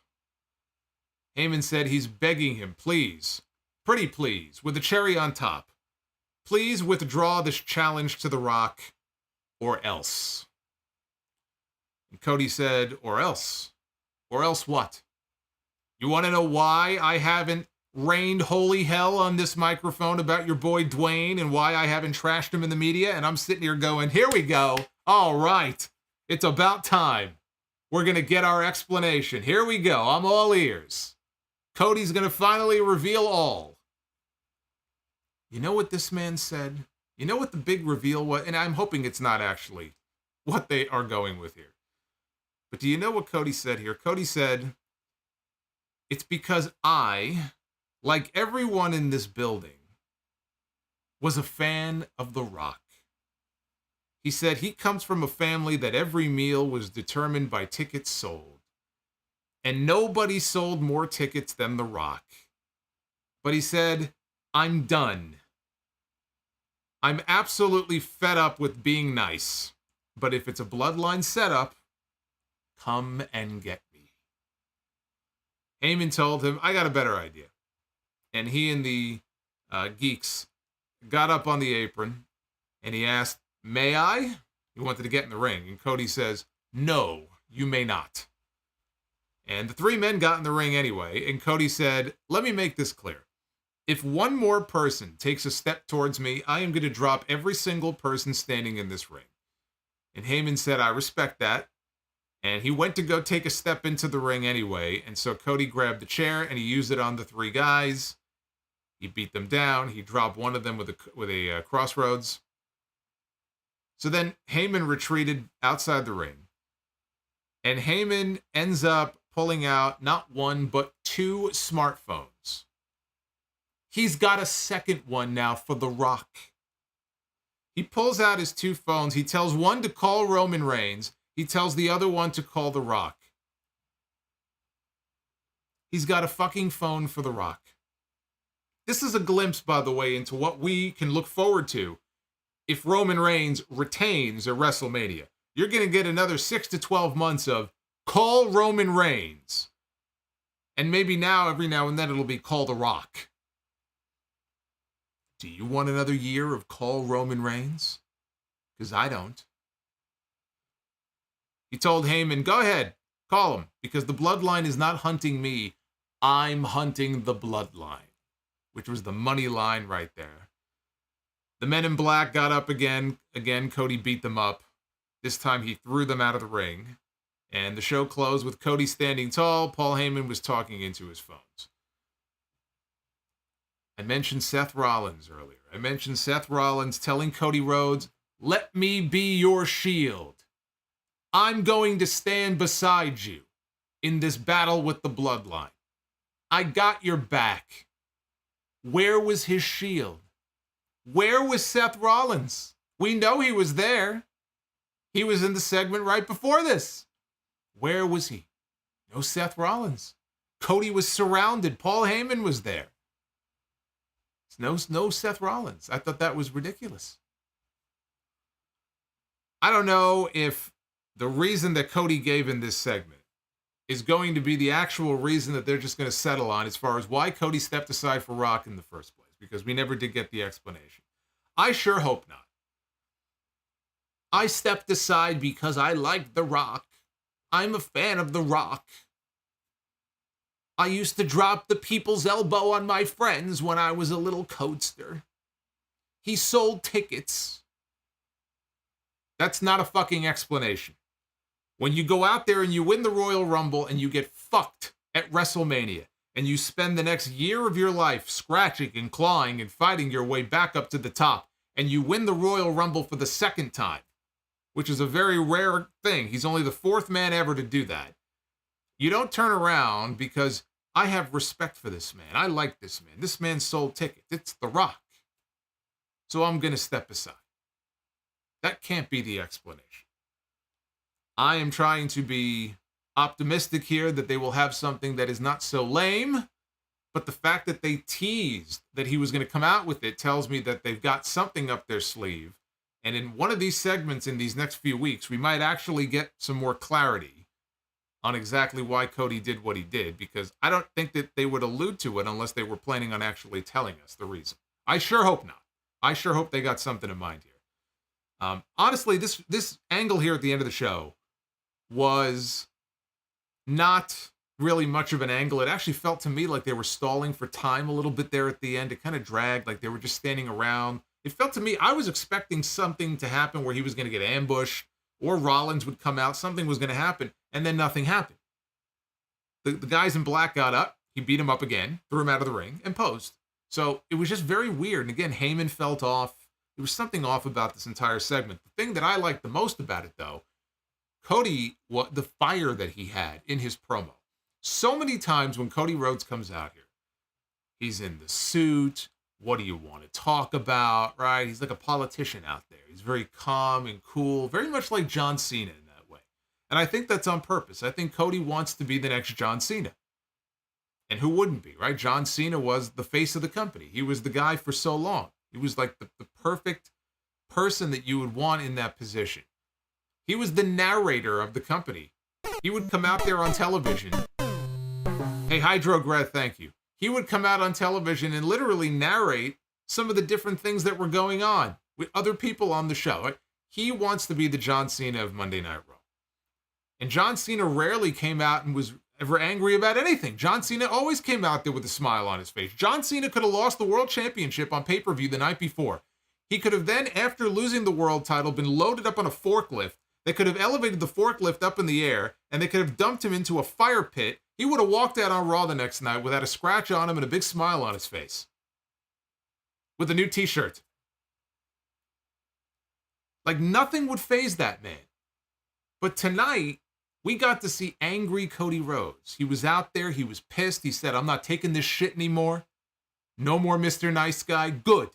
That's the Cody Rhodes we need to see on this road to WrestleMania. The man got smacked across the face by The Rock. He should be pissed off about that. I want to see more of this Cody Rhodes on the show. Now, this sets the stage for SmackDown on Friday because The Rock is going to be on SmackDown. In fact, The Rock is going to be on SmackDown for the next 3 weeks. The Rock is going to be making more appearances on TV than Roman Reigns. So he'll be on the show on Friday, and we'll see. I don't see him coming out there and just saying, yes, I accept your challenge. It's not going to be that cut and dry. So what does he have to say on Friday? We'll have to wait and see. But I still think the tag match is the likeliest scenario because I think The Rock is going to wrestle him against Cody one-on-one. I just don't see it. I don't see that being the match. But that was Raw. I think there was a lot to like about this show. And if I had to pick one match for you to go back and watch, it would be the street fight. But I'm loving the work that Drew is doing. I love pissed off Cody. I think that's great.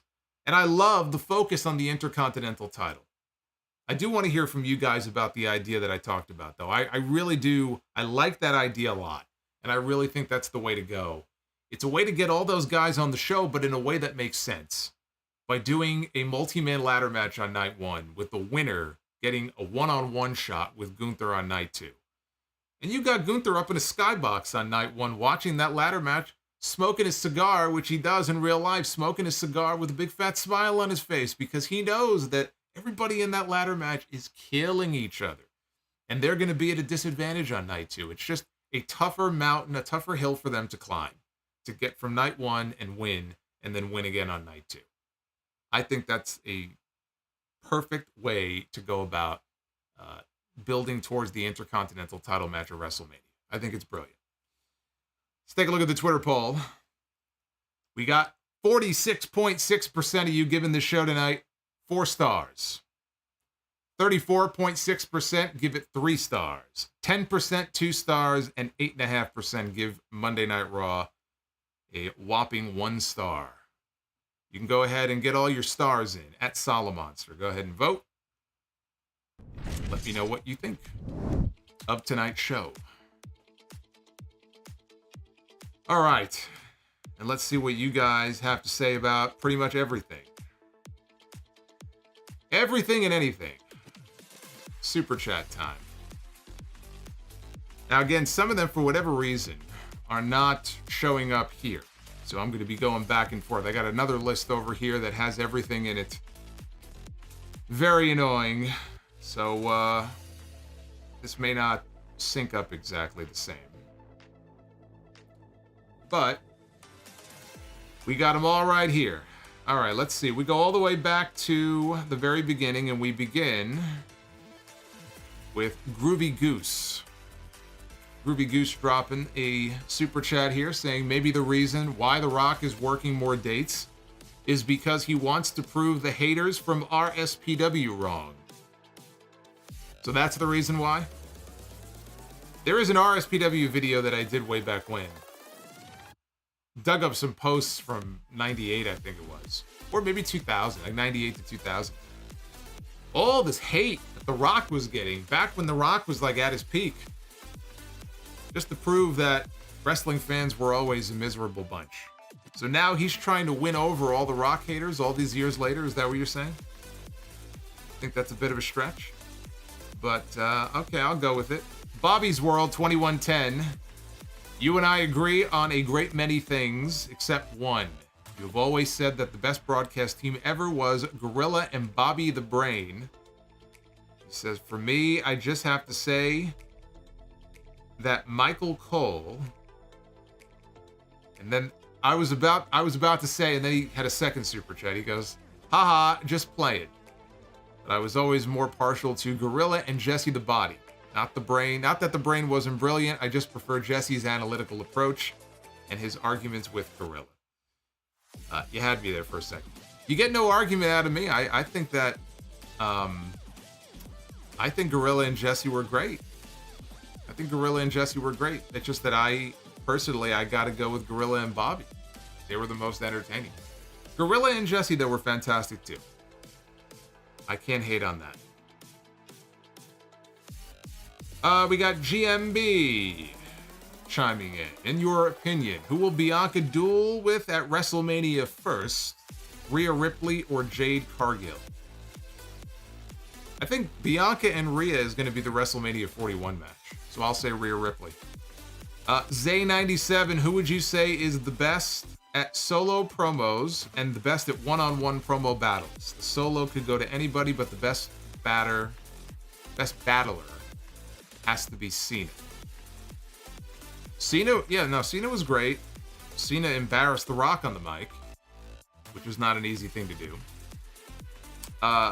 Best promos is, there's so much there. There's so many options there. You could talk, you want to go more contemporary in like the last 10 years, 10, 15 years. How do you not have CM Punk at the top of the list? How do you not have Samoa Joe? How do you not have MJF on that list? You go back to the classics, and now you're talking about the Macho Man. You're talking about Roddy Piper. You're talking about Ric Flair. There's so many options. Jake in his own way, right? He was a very different kind of promo, but he was fantastic. I can't just narrow it down to one. There were so many great ones.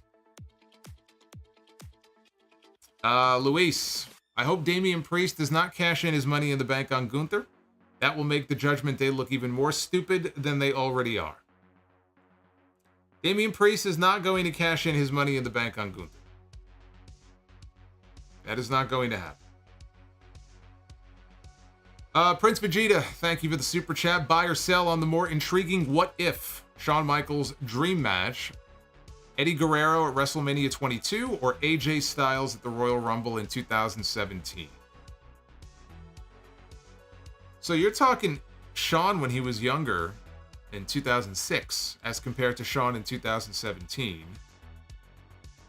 Shawn and AJ would have been the bigger dream match for me, but not in 2017. Not that I didn't want to see it then, but the version of Shawn that I would have wanted in there with AJ and the version of AJ I would have wanted, you got to go back at least 5 years. So in that situation, I got to go with Shawn and Eddie in 2006.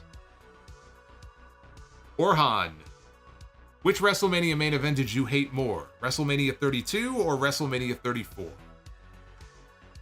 Well, I had the unfortunate pleasure of being there live for both of those matches, and I didn't like either one, but you forced me to choose 34.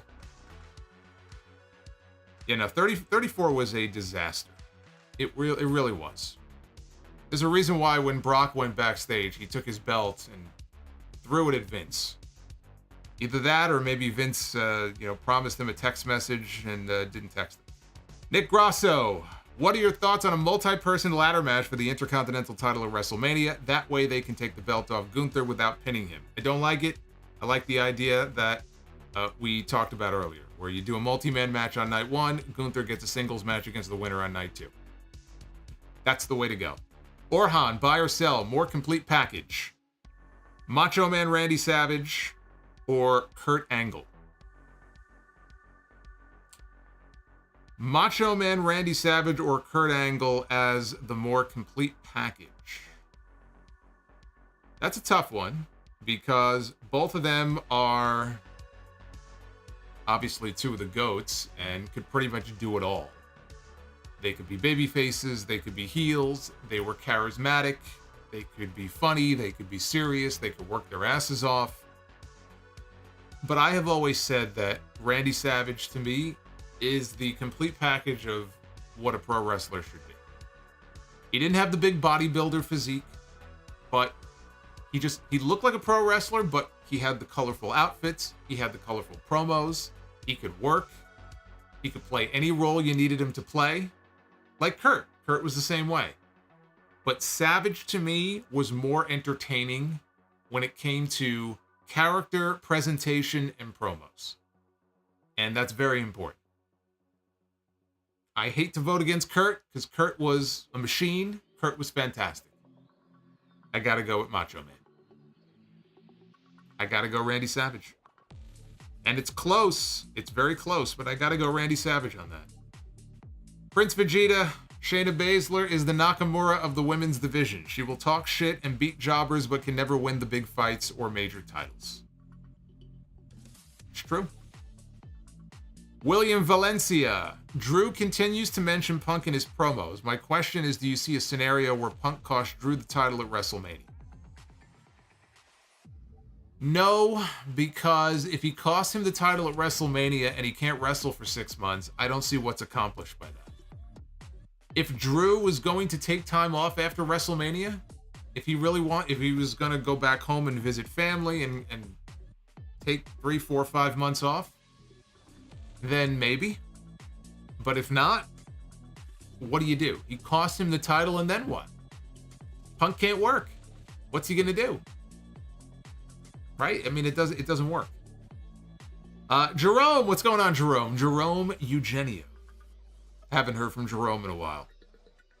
Usually, I used to hear from him on the main show with the PayPals. Says, this is my first super chat. Just wanted to say thank you. Your podcast has gotten me through some tough times. Jerome, I am sorry to hear that, but I hope things are getting better for you. And I'm very happy that the show can be of help to you. It's good to hear from you, brother. Nick Grasso, rest in peace, Ole Anderson, one of the original Four Horsemen. 3BTV says, man, for a moment, parts of Raw felt like 1997 WWE again, where everyone was mad at each other. That is one of my favorite periods in WWE. The end of 96, beginning of 97.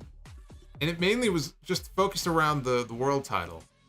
Bret, Shawn, Sid, Vader, Undertaker. They were all pissed at each other. And they all had a common goal. They all wanted to be the world champion. But everybody was pissed at everybody else.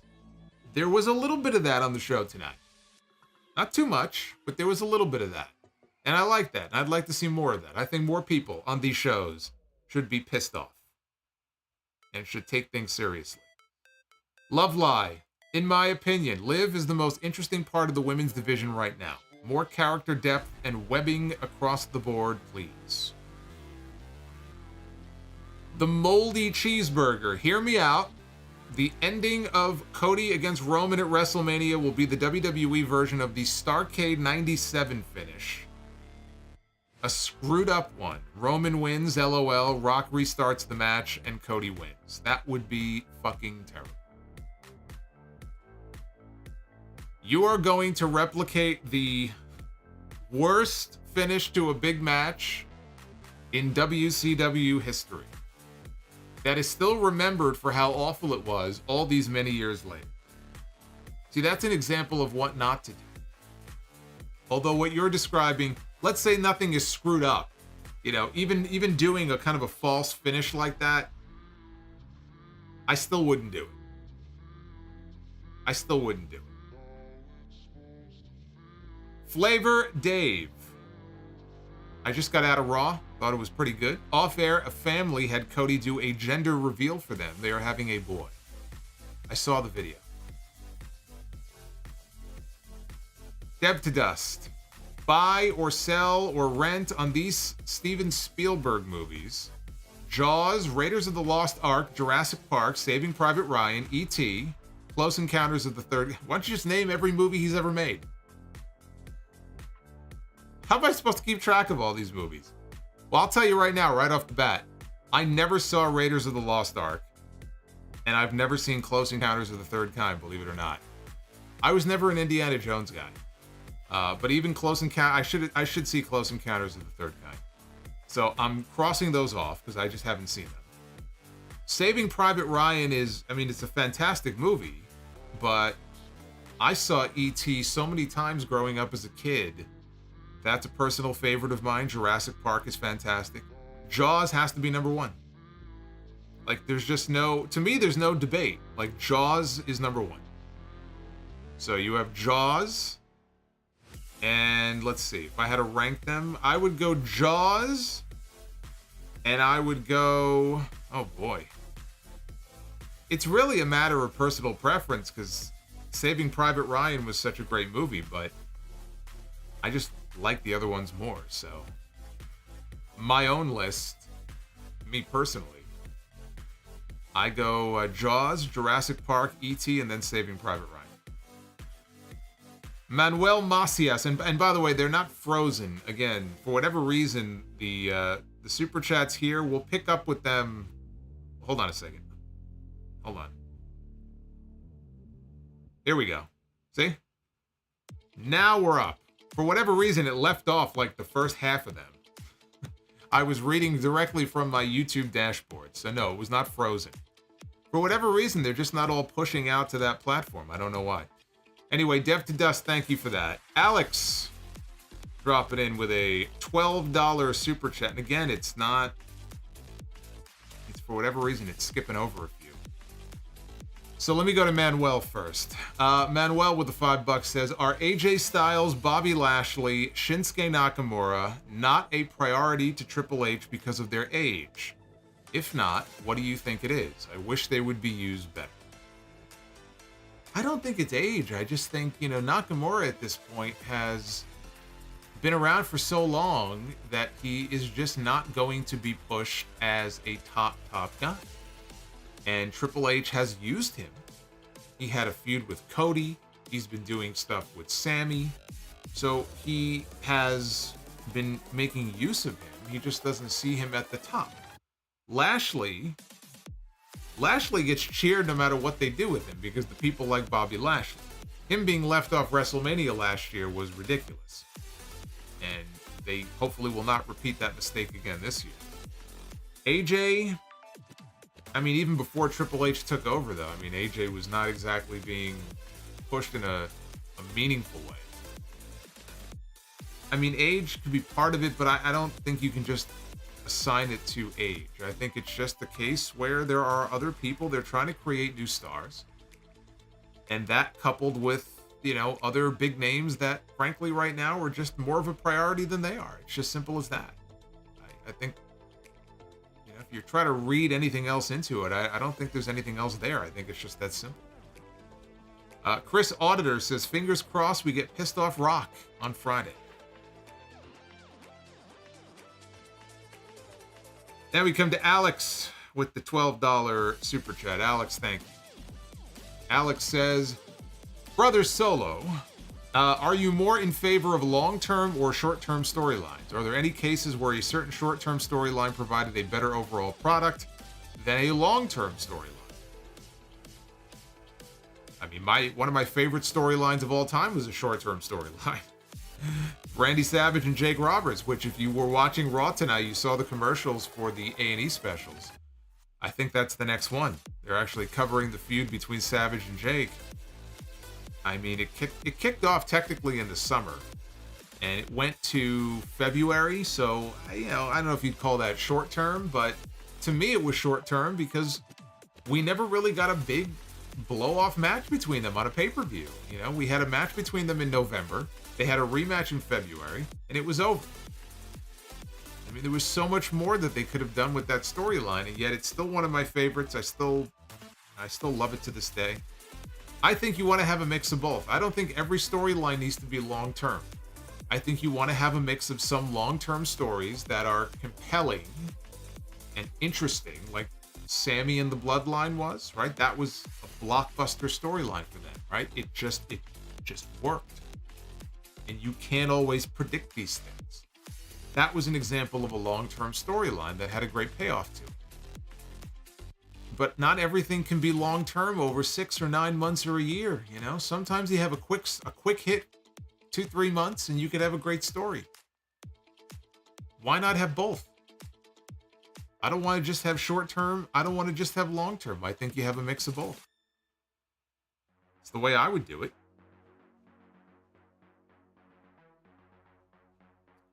Chris AXC says, naive of me, I know, but for a second when Gunther asked for his WrestleMania opponent, the fanboy in me thought we were going to hear Okada's coin flip. One can dream. Well, look, I mean, nothing has been officially confirmed yet, but I am not expecting that we are going to see Nakamura in a WWE ring. I would be very surprised if we see him in a WWE ring. Samuel Hayworth, I would not do the night one IC contenders match as a ladder match. They are overdone, and Money in the Bank is not that far off either. So just a normal 6-way. I don't care either way. I would be okay if they made it a ladder match with a contract hanging above the ring. I think that's fine. Or you can hang some woo wings. First person to pull the wing down gets a shot at the title. Bay Spears, thank you. Well, look, whatever stipulation you give it, I just like the idea of separating the two. I think that's absolutely the right way to do it. But, you know, a ladder match at WrestleMania, like a multi-man ladder match at WrestleMania, it's been a while since we've had something like that, so I think it's fine. I think it's fine either way. Barry MK. What's going on, Barry? Thank you for the $10 super chat. Very much appreciated. Barry says, let's say we change the actor of the main character from your favorite movie with Liv Morgan. Everything is the same, but Liv is playing the role. How does the movie look like now? So Liv is Batman in The Dark Knight. I don't like that. I don't think the movie would be as good. Liv Morgan is not tall enough to play Batman. That doesn't work. Alex, thank you for the $10. What a weird question. With live television matches consistently interrupted by commercials, how do you think WWE can fix this to allow matches to air longer? It's not up to them. It's not up to them. It's up to the network. And it will be different when they go to Netflix next year. There will be commercials. We know there are going to be commercials. But I don't think they're going to be as disruptive. I actually think even if there are commercials, I feel like it's going to be an improvement over the situation that we have now. The problem also I have is that it's so formulaic. Like, you can tell. Like, you just know. You can feel it. When they're going to go to a commercial, when the camera goes down to the person on the ground, you know what Michael Cole is going to say. Can so-and-so come back? Can so-and-so recover? Like, it's just so fucking formulaic that when they go to Netflix, I do think it'll be different. But unfortunately, I don't think we're going to be free of the commercials interrupting certain matches. I think that's just something that's unavoidable. I mean, they format their show around things, but I think ultimately it's up to the network. You know, I don't really... And like when they have those weeks where we get the commercial-free first hour, it's like, oh, okay, great, we get a commercial-free first hour.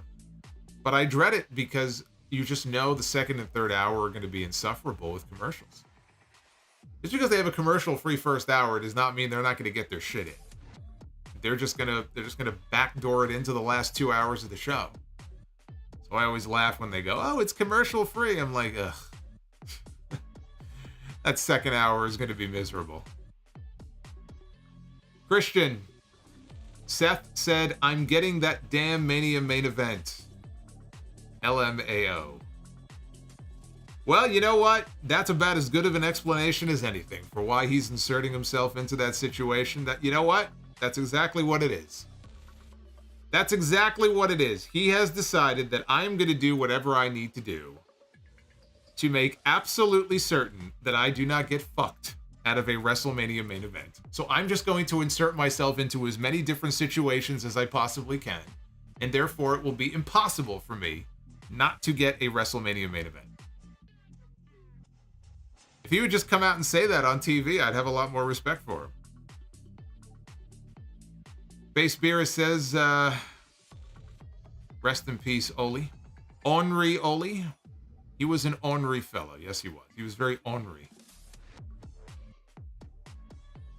There were a lot of people that Ole Anderson did not like, especially Ric Flair. He did not like Ric Flair. Jace with the super chat coming in here. $7 chat. WrestleMania 40 could begin a new exciting era with possibly 2 new world champions and a new Intercontinental champion. It makes for many interesting combinations of matches thanks to the number of stars created during this time. Are we sure this wasn't AI? I'm kidding. Jace, thank you. Now look, we could very well end up with 2 different world champions when WrestleMania is over. I hope we do. Anything other than Roman losing that title is just unacceptable. And I think the World Heavyweight title should go to Drew, or if Priest cashes in, I'm okay with that too. I'm ready to see Seth Rollins drop that title. Now, are they going to drop all of them? That's hard to imagine. It's hard to envision both world titles, both secondary titles, so Logan Paul and Gunther losing.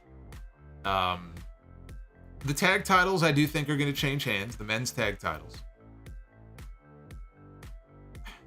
As I sit here right now, I don't think Rhea Ripley is losing.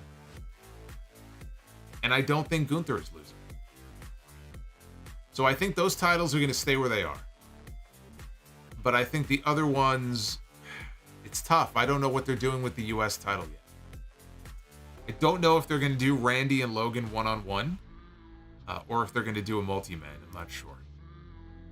But I just feel like Gunther and Rhea, I feel like their titles are not gonna change. But we got 5 weeks to go. Let's see what they do on TV. Hydrograd57 with the $15 super chat. Hydrograd, thank you. Say what you want about Oli, but him making Rob Feinstein nervous and stumble over his words during that RF video shoot interview was absolutely incredible. That was something to behold. It was actually quite enjoyable to see him make Old Feinstein over there as uncomfortable as possible. Kung Fu Joseph. Buy or sell on the worst Cody plans after WrestleMania win. He continues his rivalry with Roman in the Bloodline until the end of the summer. Or Cody becomes Super Cena. Well, I don't need to see Cody become Super Cena. I guess that depends on how you define Super Cena. Is that him winning all of his matches? Does that make him Super Cena? Because Cody's going to win the title at WrestleMania. He shouldn't lose until he loses the title, which shouldn't be at least until SummerSlam. Does that make him Super Cena? How do you define Super Cena? Jace with another super chat. In my opinion, only Rhea and the Kabuki Warriors should retain their titles after WrestleMania 40. The rest should lose. What do you think? Also, I love the idea of using both nights regarding the IC title. I'm with you on Rhea. The Kabuki Warriors, I don't know who they're going to defend against. For a while there, I thought what they might do is put Jade and Bianca together and have them challenge for the tag team titles and win them. I don't feel that way anymore. I feel like Bianca and Tiffany Stratton could be a match at WrestleMania, and then if they do anything with Jade, I could see Jade against Nia. So you may be right, because I mean, the Kabukis against who? Who would they lose the belts to? Who are they going to lose the belts to? Zoe and Shayna? Candice and Indy?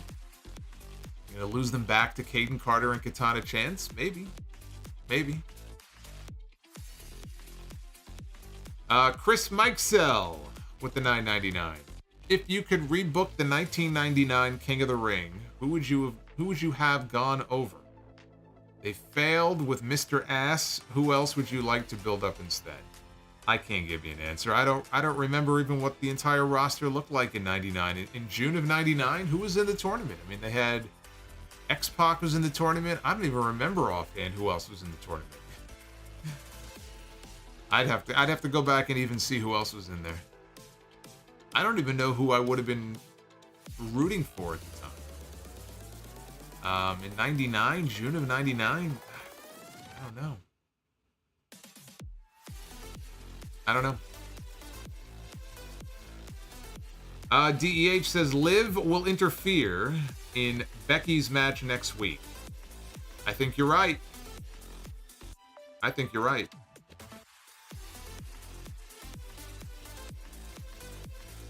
Also, Triple H is going to tease when Liv against Becky happens. If Liv wins, it becomes a triple threat match at WrestleMania, but ultimately Becky will win. Yeah, but you're going to have a really good reason for that because Becky won the Elimination Chamber. She should get a one-on-one match. So, you know, it's kind of like with Sami when I thought maybe they were going to put Sami in the match with Seth and Drew. I guess it's kind of the same thing where you could have had Sami cutting promos on Drew and somehow he convinces him, or Drew says, all right, you want in so badly, you got to beat so-and-so. And if you beat this person, then, you know, I'll allow them to put you in the match or something like that. With Liv, you know what though? The match is not Liv and Becky and Rhea. The match is Becky and Rhea. Like, that's it. That's the match. It's like putting Charlotte in there with Becky and Ronda. Like, it should have been Becky and Ronda. You didn't have to shoehorn Charlotte in there, but they did. Liv Morgan is probably going to wrestle Becky Lynch on TV. Liv Morgan is going to lose. Liv Morgan should not be in that match. Holiday 197. What's going to happen with Sami Zayn at WrestleMania? I hope we will get Gunther against Priest with the Money in the Bank cash-in versus Zayn, who will find a way into that match. Damian Priest should not be cashing in Money in the Bank on anything but the World Heavyweight title. Guys held the fucking briefcase for almost a year. Not cashing it in for the Intercontinental title. Will Chisholm. Seth sounding like Apollo Creed in Rocky 3 when he tells Rocky there is no tomorrow if Roman wins at WrestleMania. Base Beer says, what happens first? GTA 6 release or the Riley Cena story releases? Probably GTA 6. PB and Shane. I don't get the idea of Cody and Seth against Rock and Roman on night one. Wouldn't that lessen Drew's victory if he beat a less than 100% Seth? That's what Drew was saying on the show tonight. I'm telling you, Drew is making all the sense in the world. But just because it doesn't make sense doesn't mean that that's not going to be the match they do. Base Beer says, I thought your favorite was Halloween. Liv Myers. Halloween's my favorite scary movie, absolutely. And it's one of my favorite all-time movies. I didn't necessarily say it was the #1 favorite movie. Some people will never know how bad the anonymous GM was. Well, you had to live through the era to truly understand how fucking absurd it all was. Retro KOH says, buy or sell, Mike Adamle or the anonymous general manager laptop? I got to buy on Mike Adamle, man. The guy, look, say what you want about him. He was terrible at the position they gave him, but as we now know, we didn't know it at the time, that he had issues.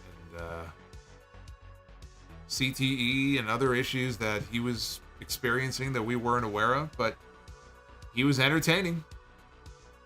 Maybe not in the way that they intended, but it was a hell of a lot more entertaining than the fucking laptop was. Kung Fu Joseph, buy or sell, worst WrestleMania plans. Cody loses to Roman or Cody wins, but the match is booked by Russo with all of the Russo booking shenanigans in the match. Cody losing to Roman would be awful. Absolutely awful. That is the only correct answer. Cody cannot lose to Roman Reigns at WrestleMania.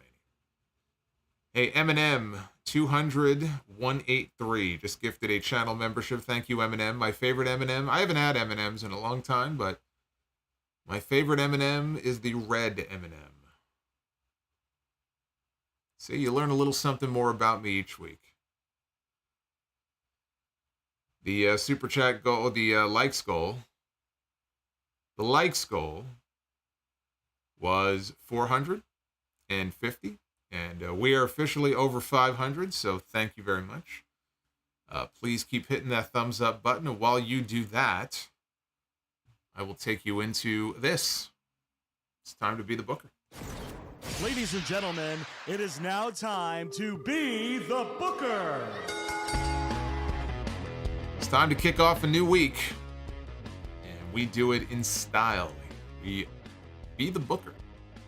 That's what we do here. When we hit the goal, it triggers be the booker automatically.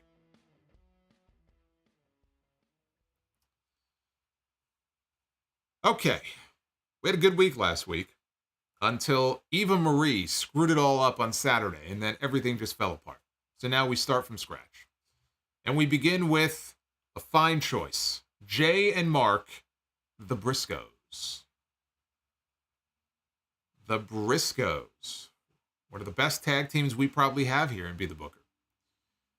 13 times Ring of Honor World Tag Team Champions.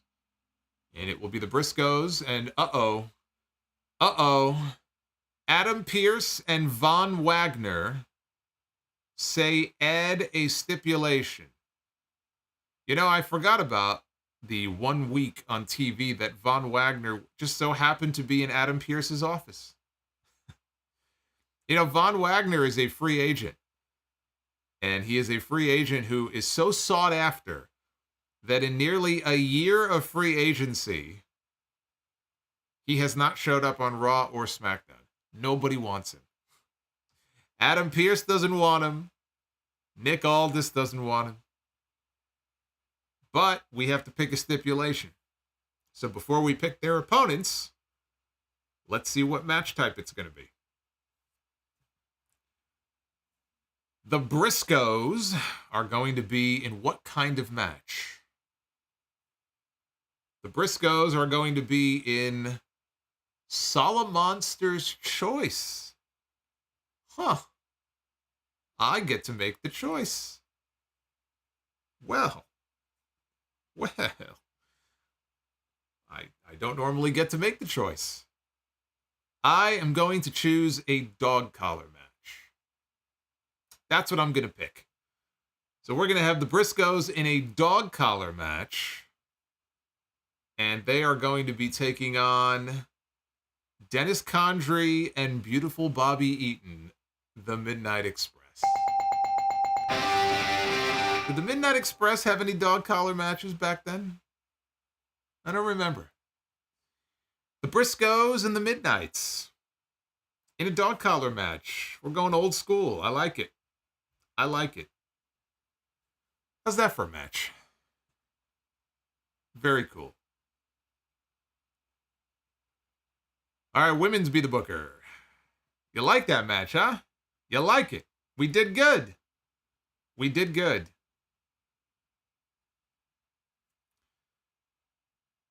All right, women's Be the Booker here. We begin with Dakota Kai.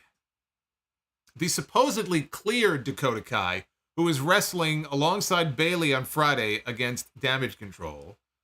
Hey, Nicholas, welcome to the channel.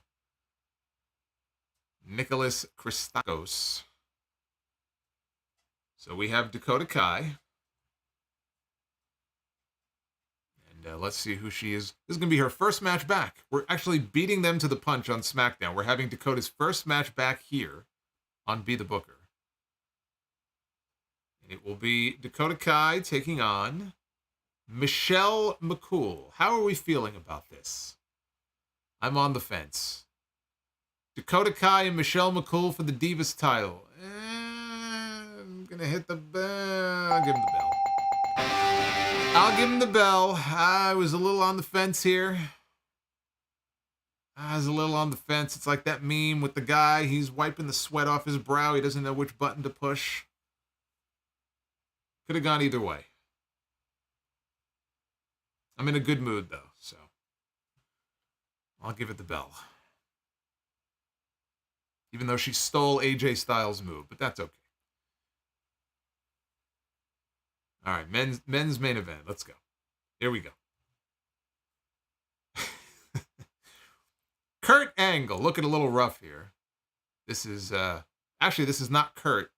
Allow me to introduce you to my friend. This is Perk. Perk Angle, everybody. Why does he looks homeless in this picture. Why does he look homeless? I swear to God. He just, look at the look in his eye. Perk Angle. I'm laughing at that look in his eye and the smirk on his face. Oh boy. Perk Angle he's a different kind of cat, this guy. He may look like he's not all there, but he can still go out there and have the best match on the show. All right, here we go. Perk Angle is, even though he really should not be in the ring, he is really in no condition to perform. But we're gonna pick his opponent anyway. Perk Angle, one-on-one with Sabu, the homicidal, genocidal, suicidal Sabu. I'm not really a big Sabu guy, but Perk Angle and Sabu, it would be entertaining. I don't know what they would do in that match. I kind of fear for what they would do in that match, but I guess that's what makes it so entertaining. Perk Angle and Sabu. 3 in a row. 3 in a row. We'll see how we do on Wednesday. If we hit the goal, we'll try again. Base Beerus. Red M&M is voiced by Billy West, Ren and Stimpy, etc. How do you know that? How do you even know that? You know the voices of the M&Ms, the different color M&Ms in the commercial? Really? And our next super chat is actually from, I shit you not, Eminem. Eminem 200183. Oh, I forgot. You know what? You're right. You're right. I forgot the oh man. I forgot the clean sweep. You're right. You're right. I got to go back. Ladies and gentlemen, it is now all the sounds are time going to play now. The Booker. All the sounds are going to play.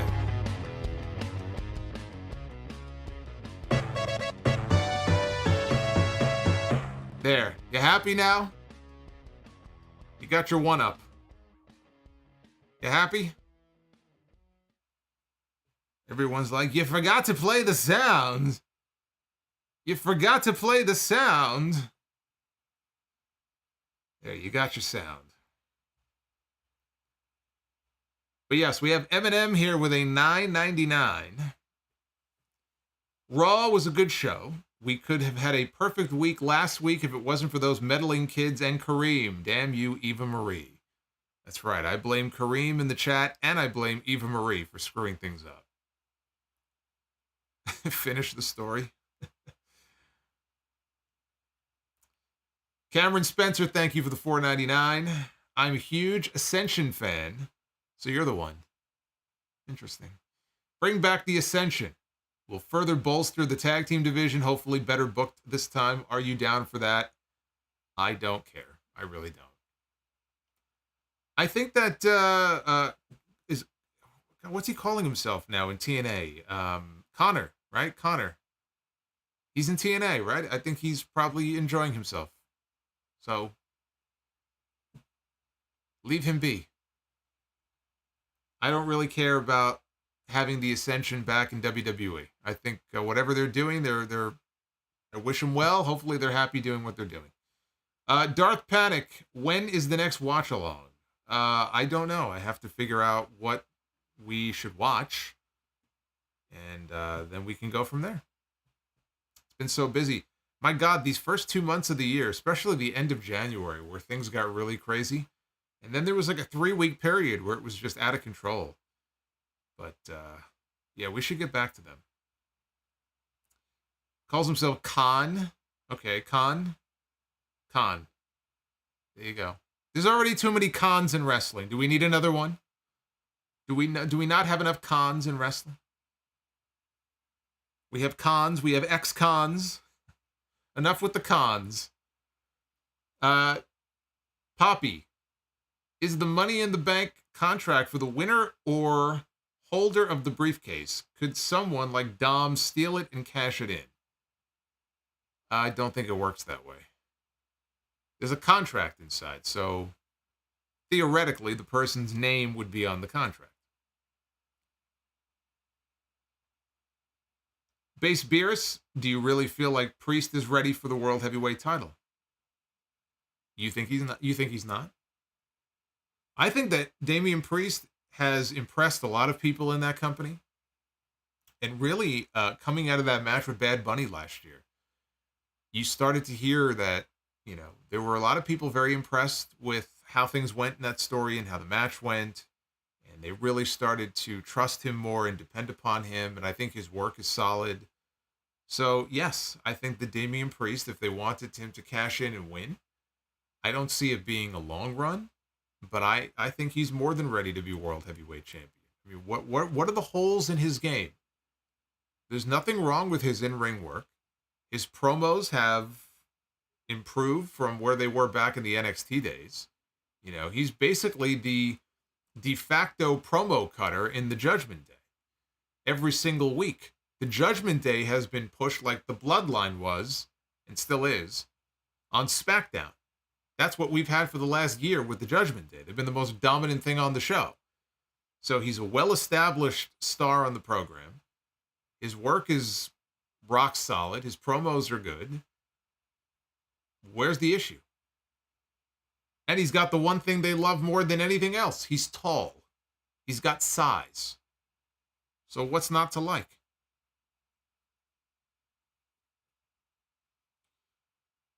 Mystic J. Do you find it odd that there has not been any mention of the Hall of Fame as of now? It makes me wonder if they are going through with it this year. I guarantee you they are going through with the Hall of Fame this year. Just be patient. I am expecting in the next week or two we're going to get the first announcement, and I am still expecting that Bray Wyatt is going to be the headline inductee. So give it a week or two, and I think we'll have that first name announced.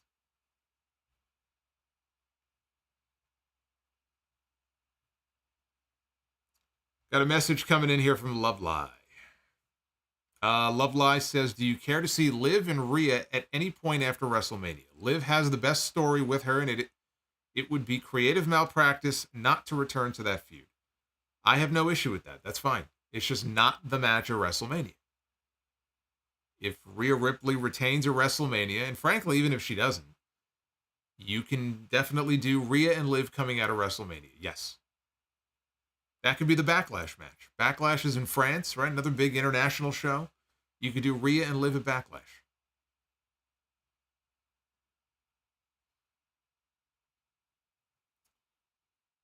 Eminem with the $4.99. I'll be heading to AEW this Wednesday in my town of Huntsville, Alabama. They will be doing Dynamite and Collision. Hope I don't get banned. Go cry me a river. Real glass, Eminem. Make sure the glass you break is real. Enjoy the shows. Enjoy the show. So they're doing both shows on Wednesday. Well, I guess they got the pay-per-view on Sunday. That's right. We got Revolution coming up on Sunday. Sting's final match. Sting is going to make his final, and it may not end up being his final, but his final Dynamite appearance on Wednesday. You know, it's starting to set in as I think about it. I'm getting actually very sad. I mean, he is 64, so I mean, it's time, but I'm getting sad the more I think about that this is going to be it for Sting. You know, I like Sting. Even though I grew up a WWF guy, you know, when I would watch the other shows, Sting was always one of my favorites. And, you know, the longevity he's had in his career, and he's had a lot of great matches. In fact, what I think I'm going to do on the podcast on Sunday, in celebration of Sting's final match, is a top 10 best Sting matches countdown. We're going to be doing another countdown. I'm going to rank what I think are the top 10 matches of Sting's career. In tribute to him and in celebration of his retirement, I think we'll do that on episode 851 this Sunday. But yeah, I'm getting sad. Feels like the end of an era. Base Beerus, your picks for 4 Horsemen today from the AEW roster. Oh, God. I don't know. I mean, MJF would be one. He'd be like the Flair of the Horsemen. That's an easy one. They kind of already had their own Horsemen, honestly. That's really what the Pinnacle was. The Pinnacle was like their modern-day version of the Horsemen. You had MJF.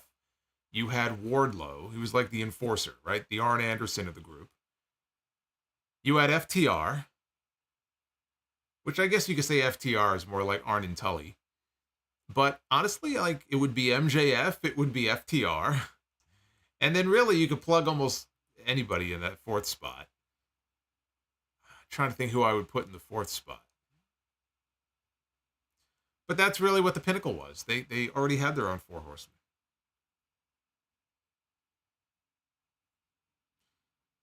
Drew says, I hope Luger shows up for Sting's final match. I think he'll be there. Lex has a podcast now. And on his podcast, he was asked about that. And he said, without giving an answer, he said that, do you really think I would not be there to support the man who was there for me at 3 o'clock in the morning after I had my motorcycle wreck and helped save my arm when the doctors wanted to amputate my arm? He said, I'm not going to say that I'm going to be there, but I'm also not going to tell you that I'm not going to be there. So I have a feeling that Lex Luger is going to be there, and he should be there. His career in many ways is intertwined with Sting. He should be there. Ric Flair will be there. I hope that Tony Khan can round up maybe a few more people. Maybe Nikita. Maybe Nikita Koloff will be there.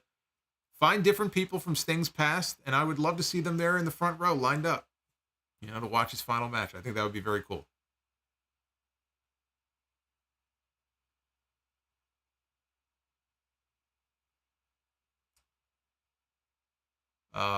What do I think is the biggest what-if match that never happened?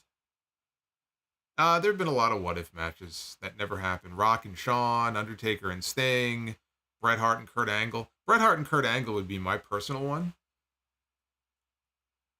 everyone's going to have a different answer for that. Undertaker and Andre. Undertaker has said he wishes he would have been able to work Andre. Didn't work out.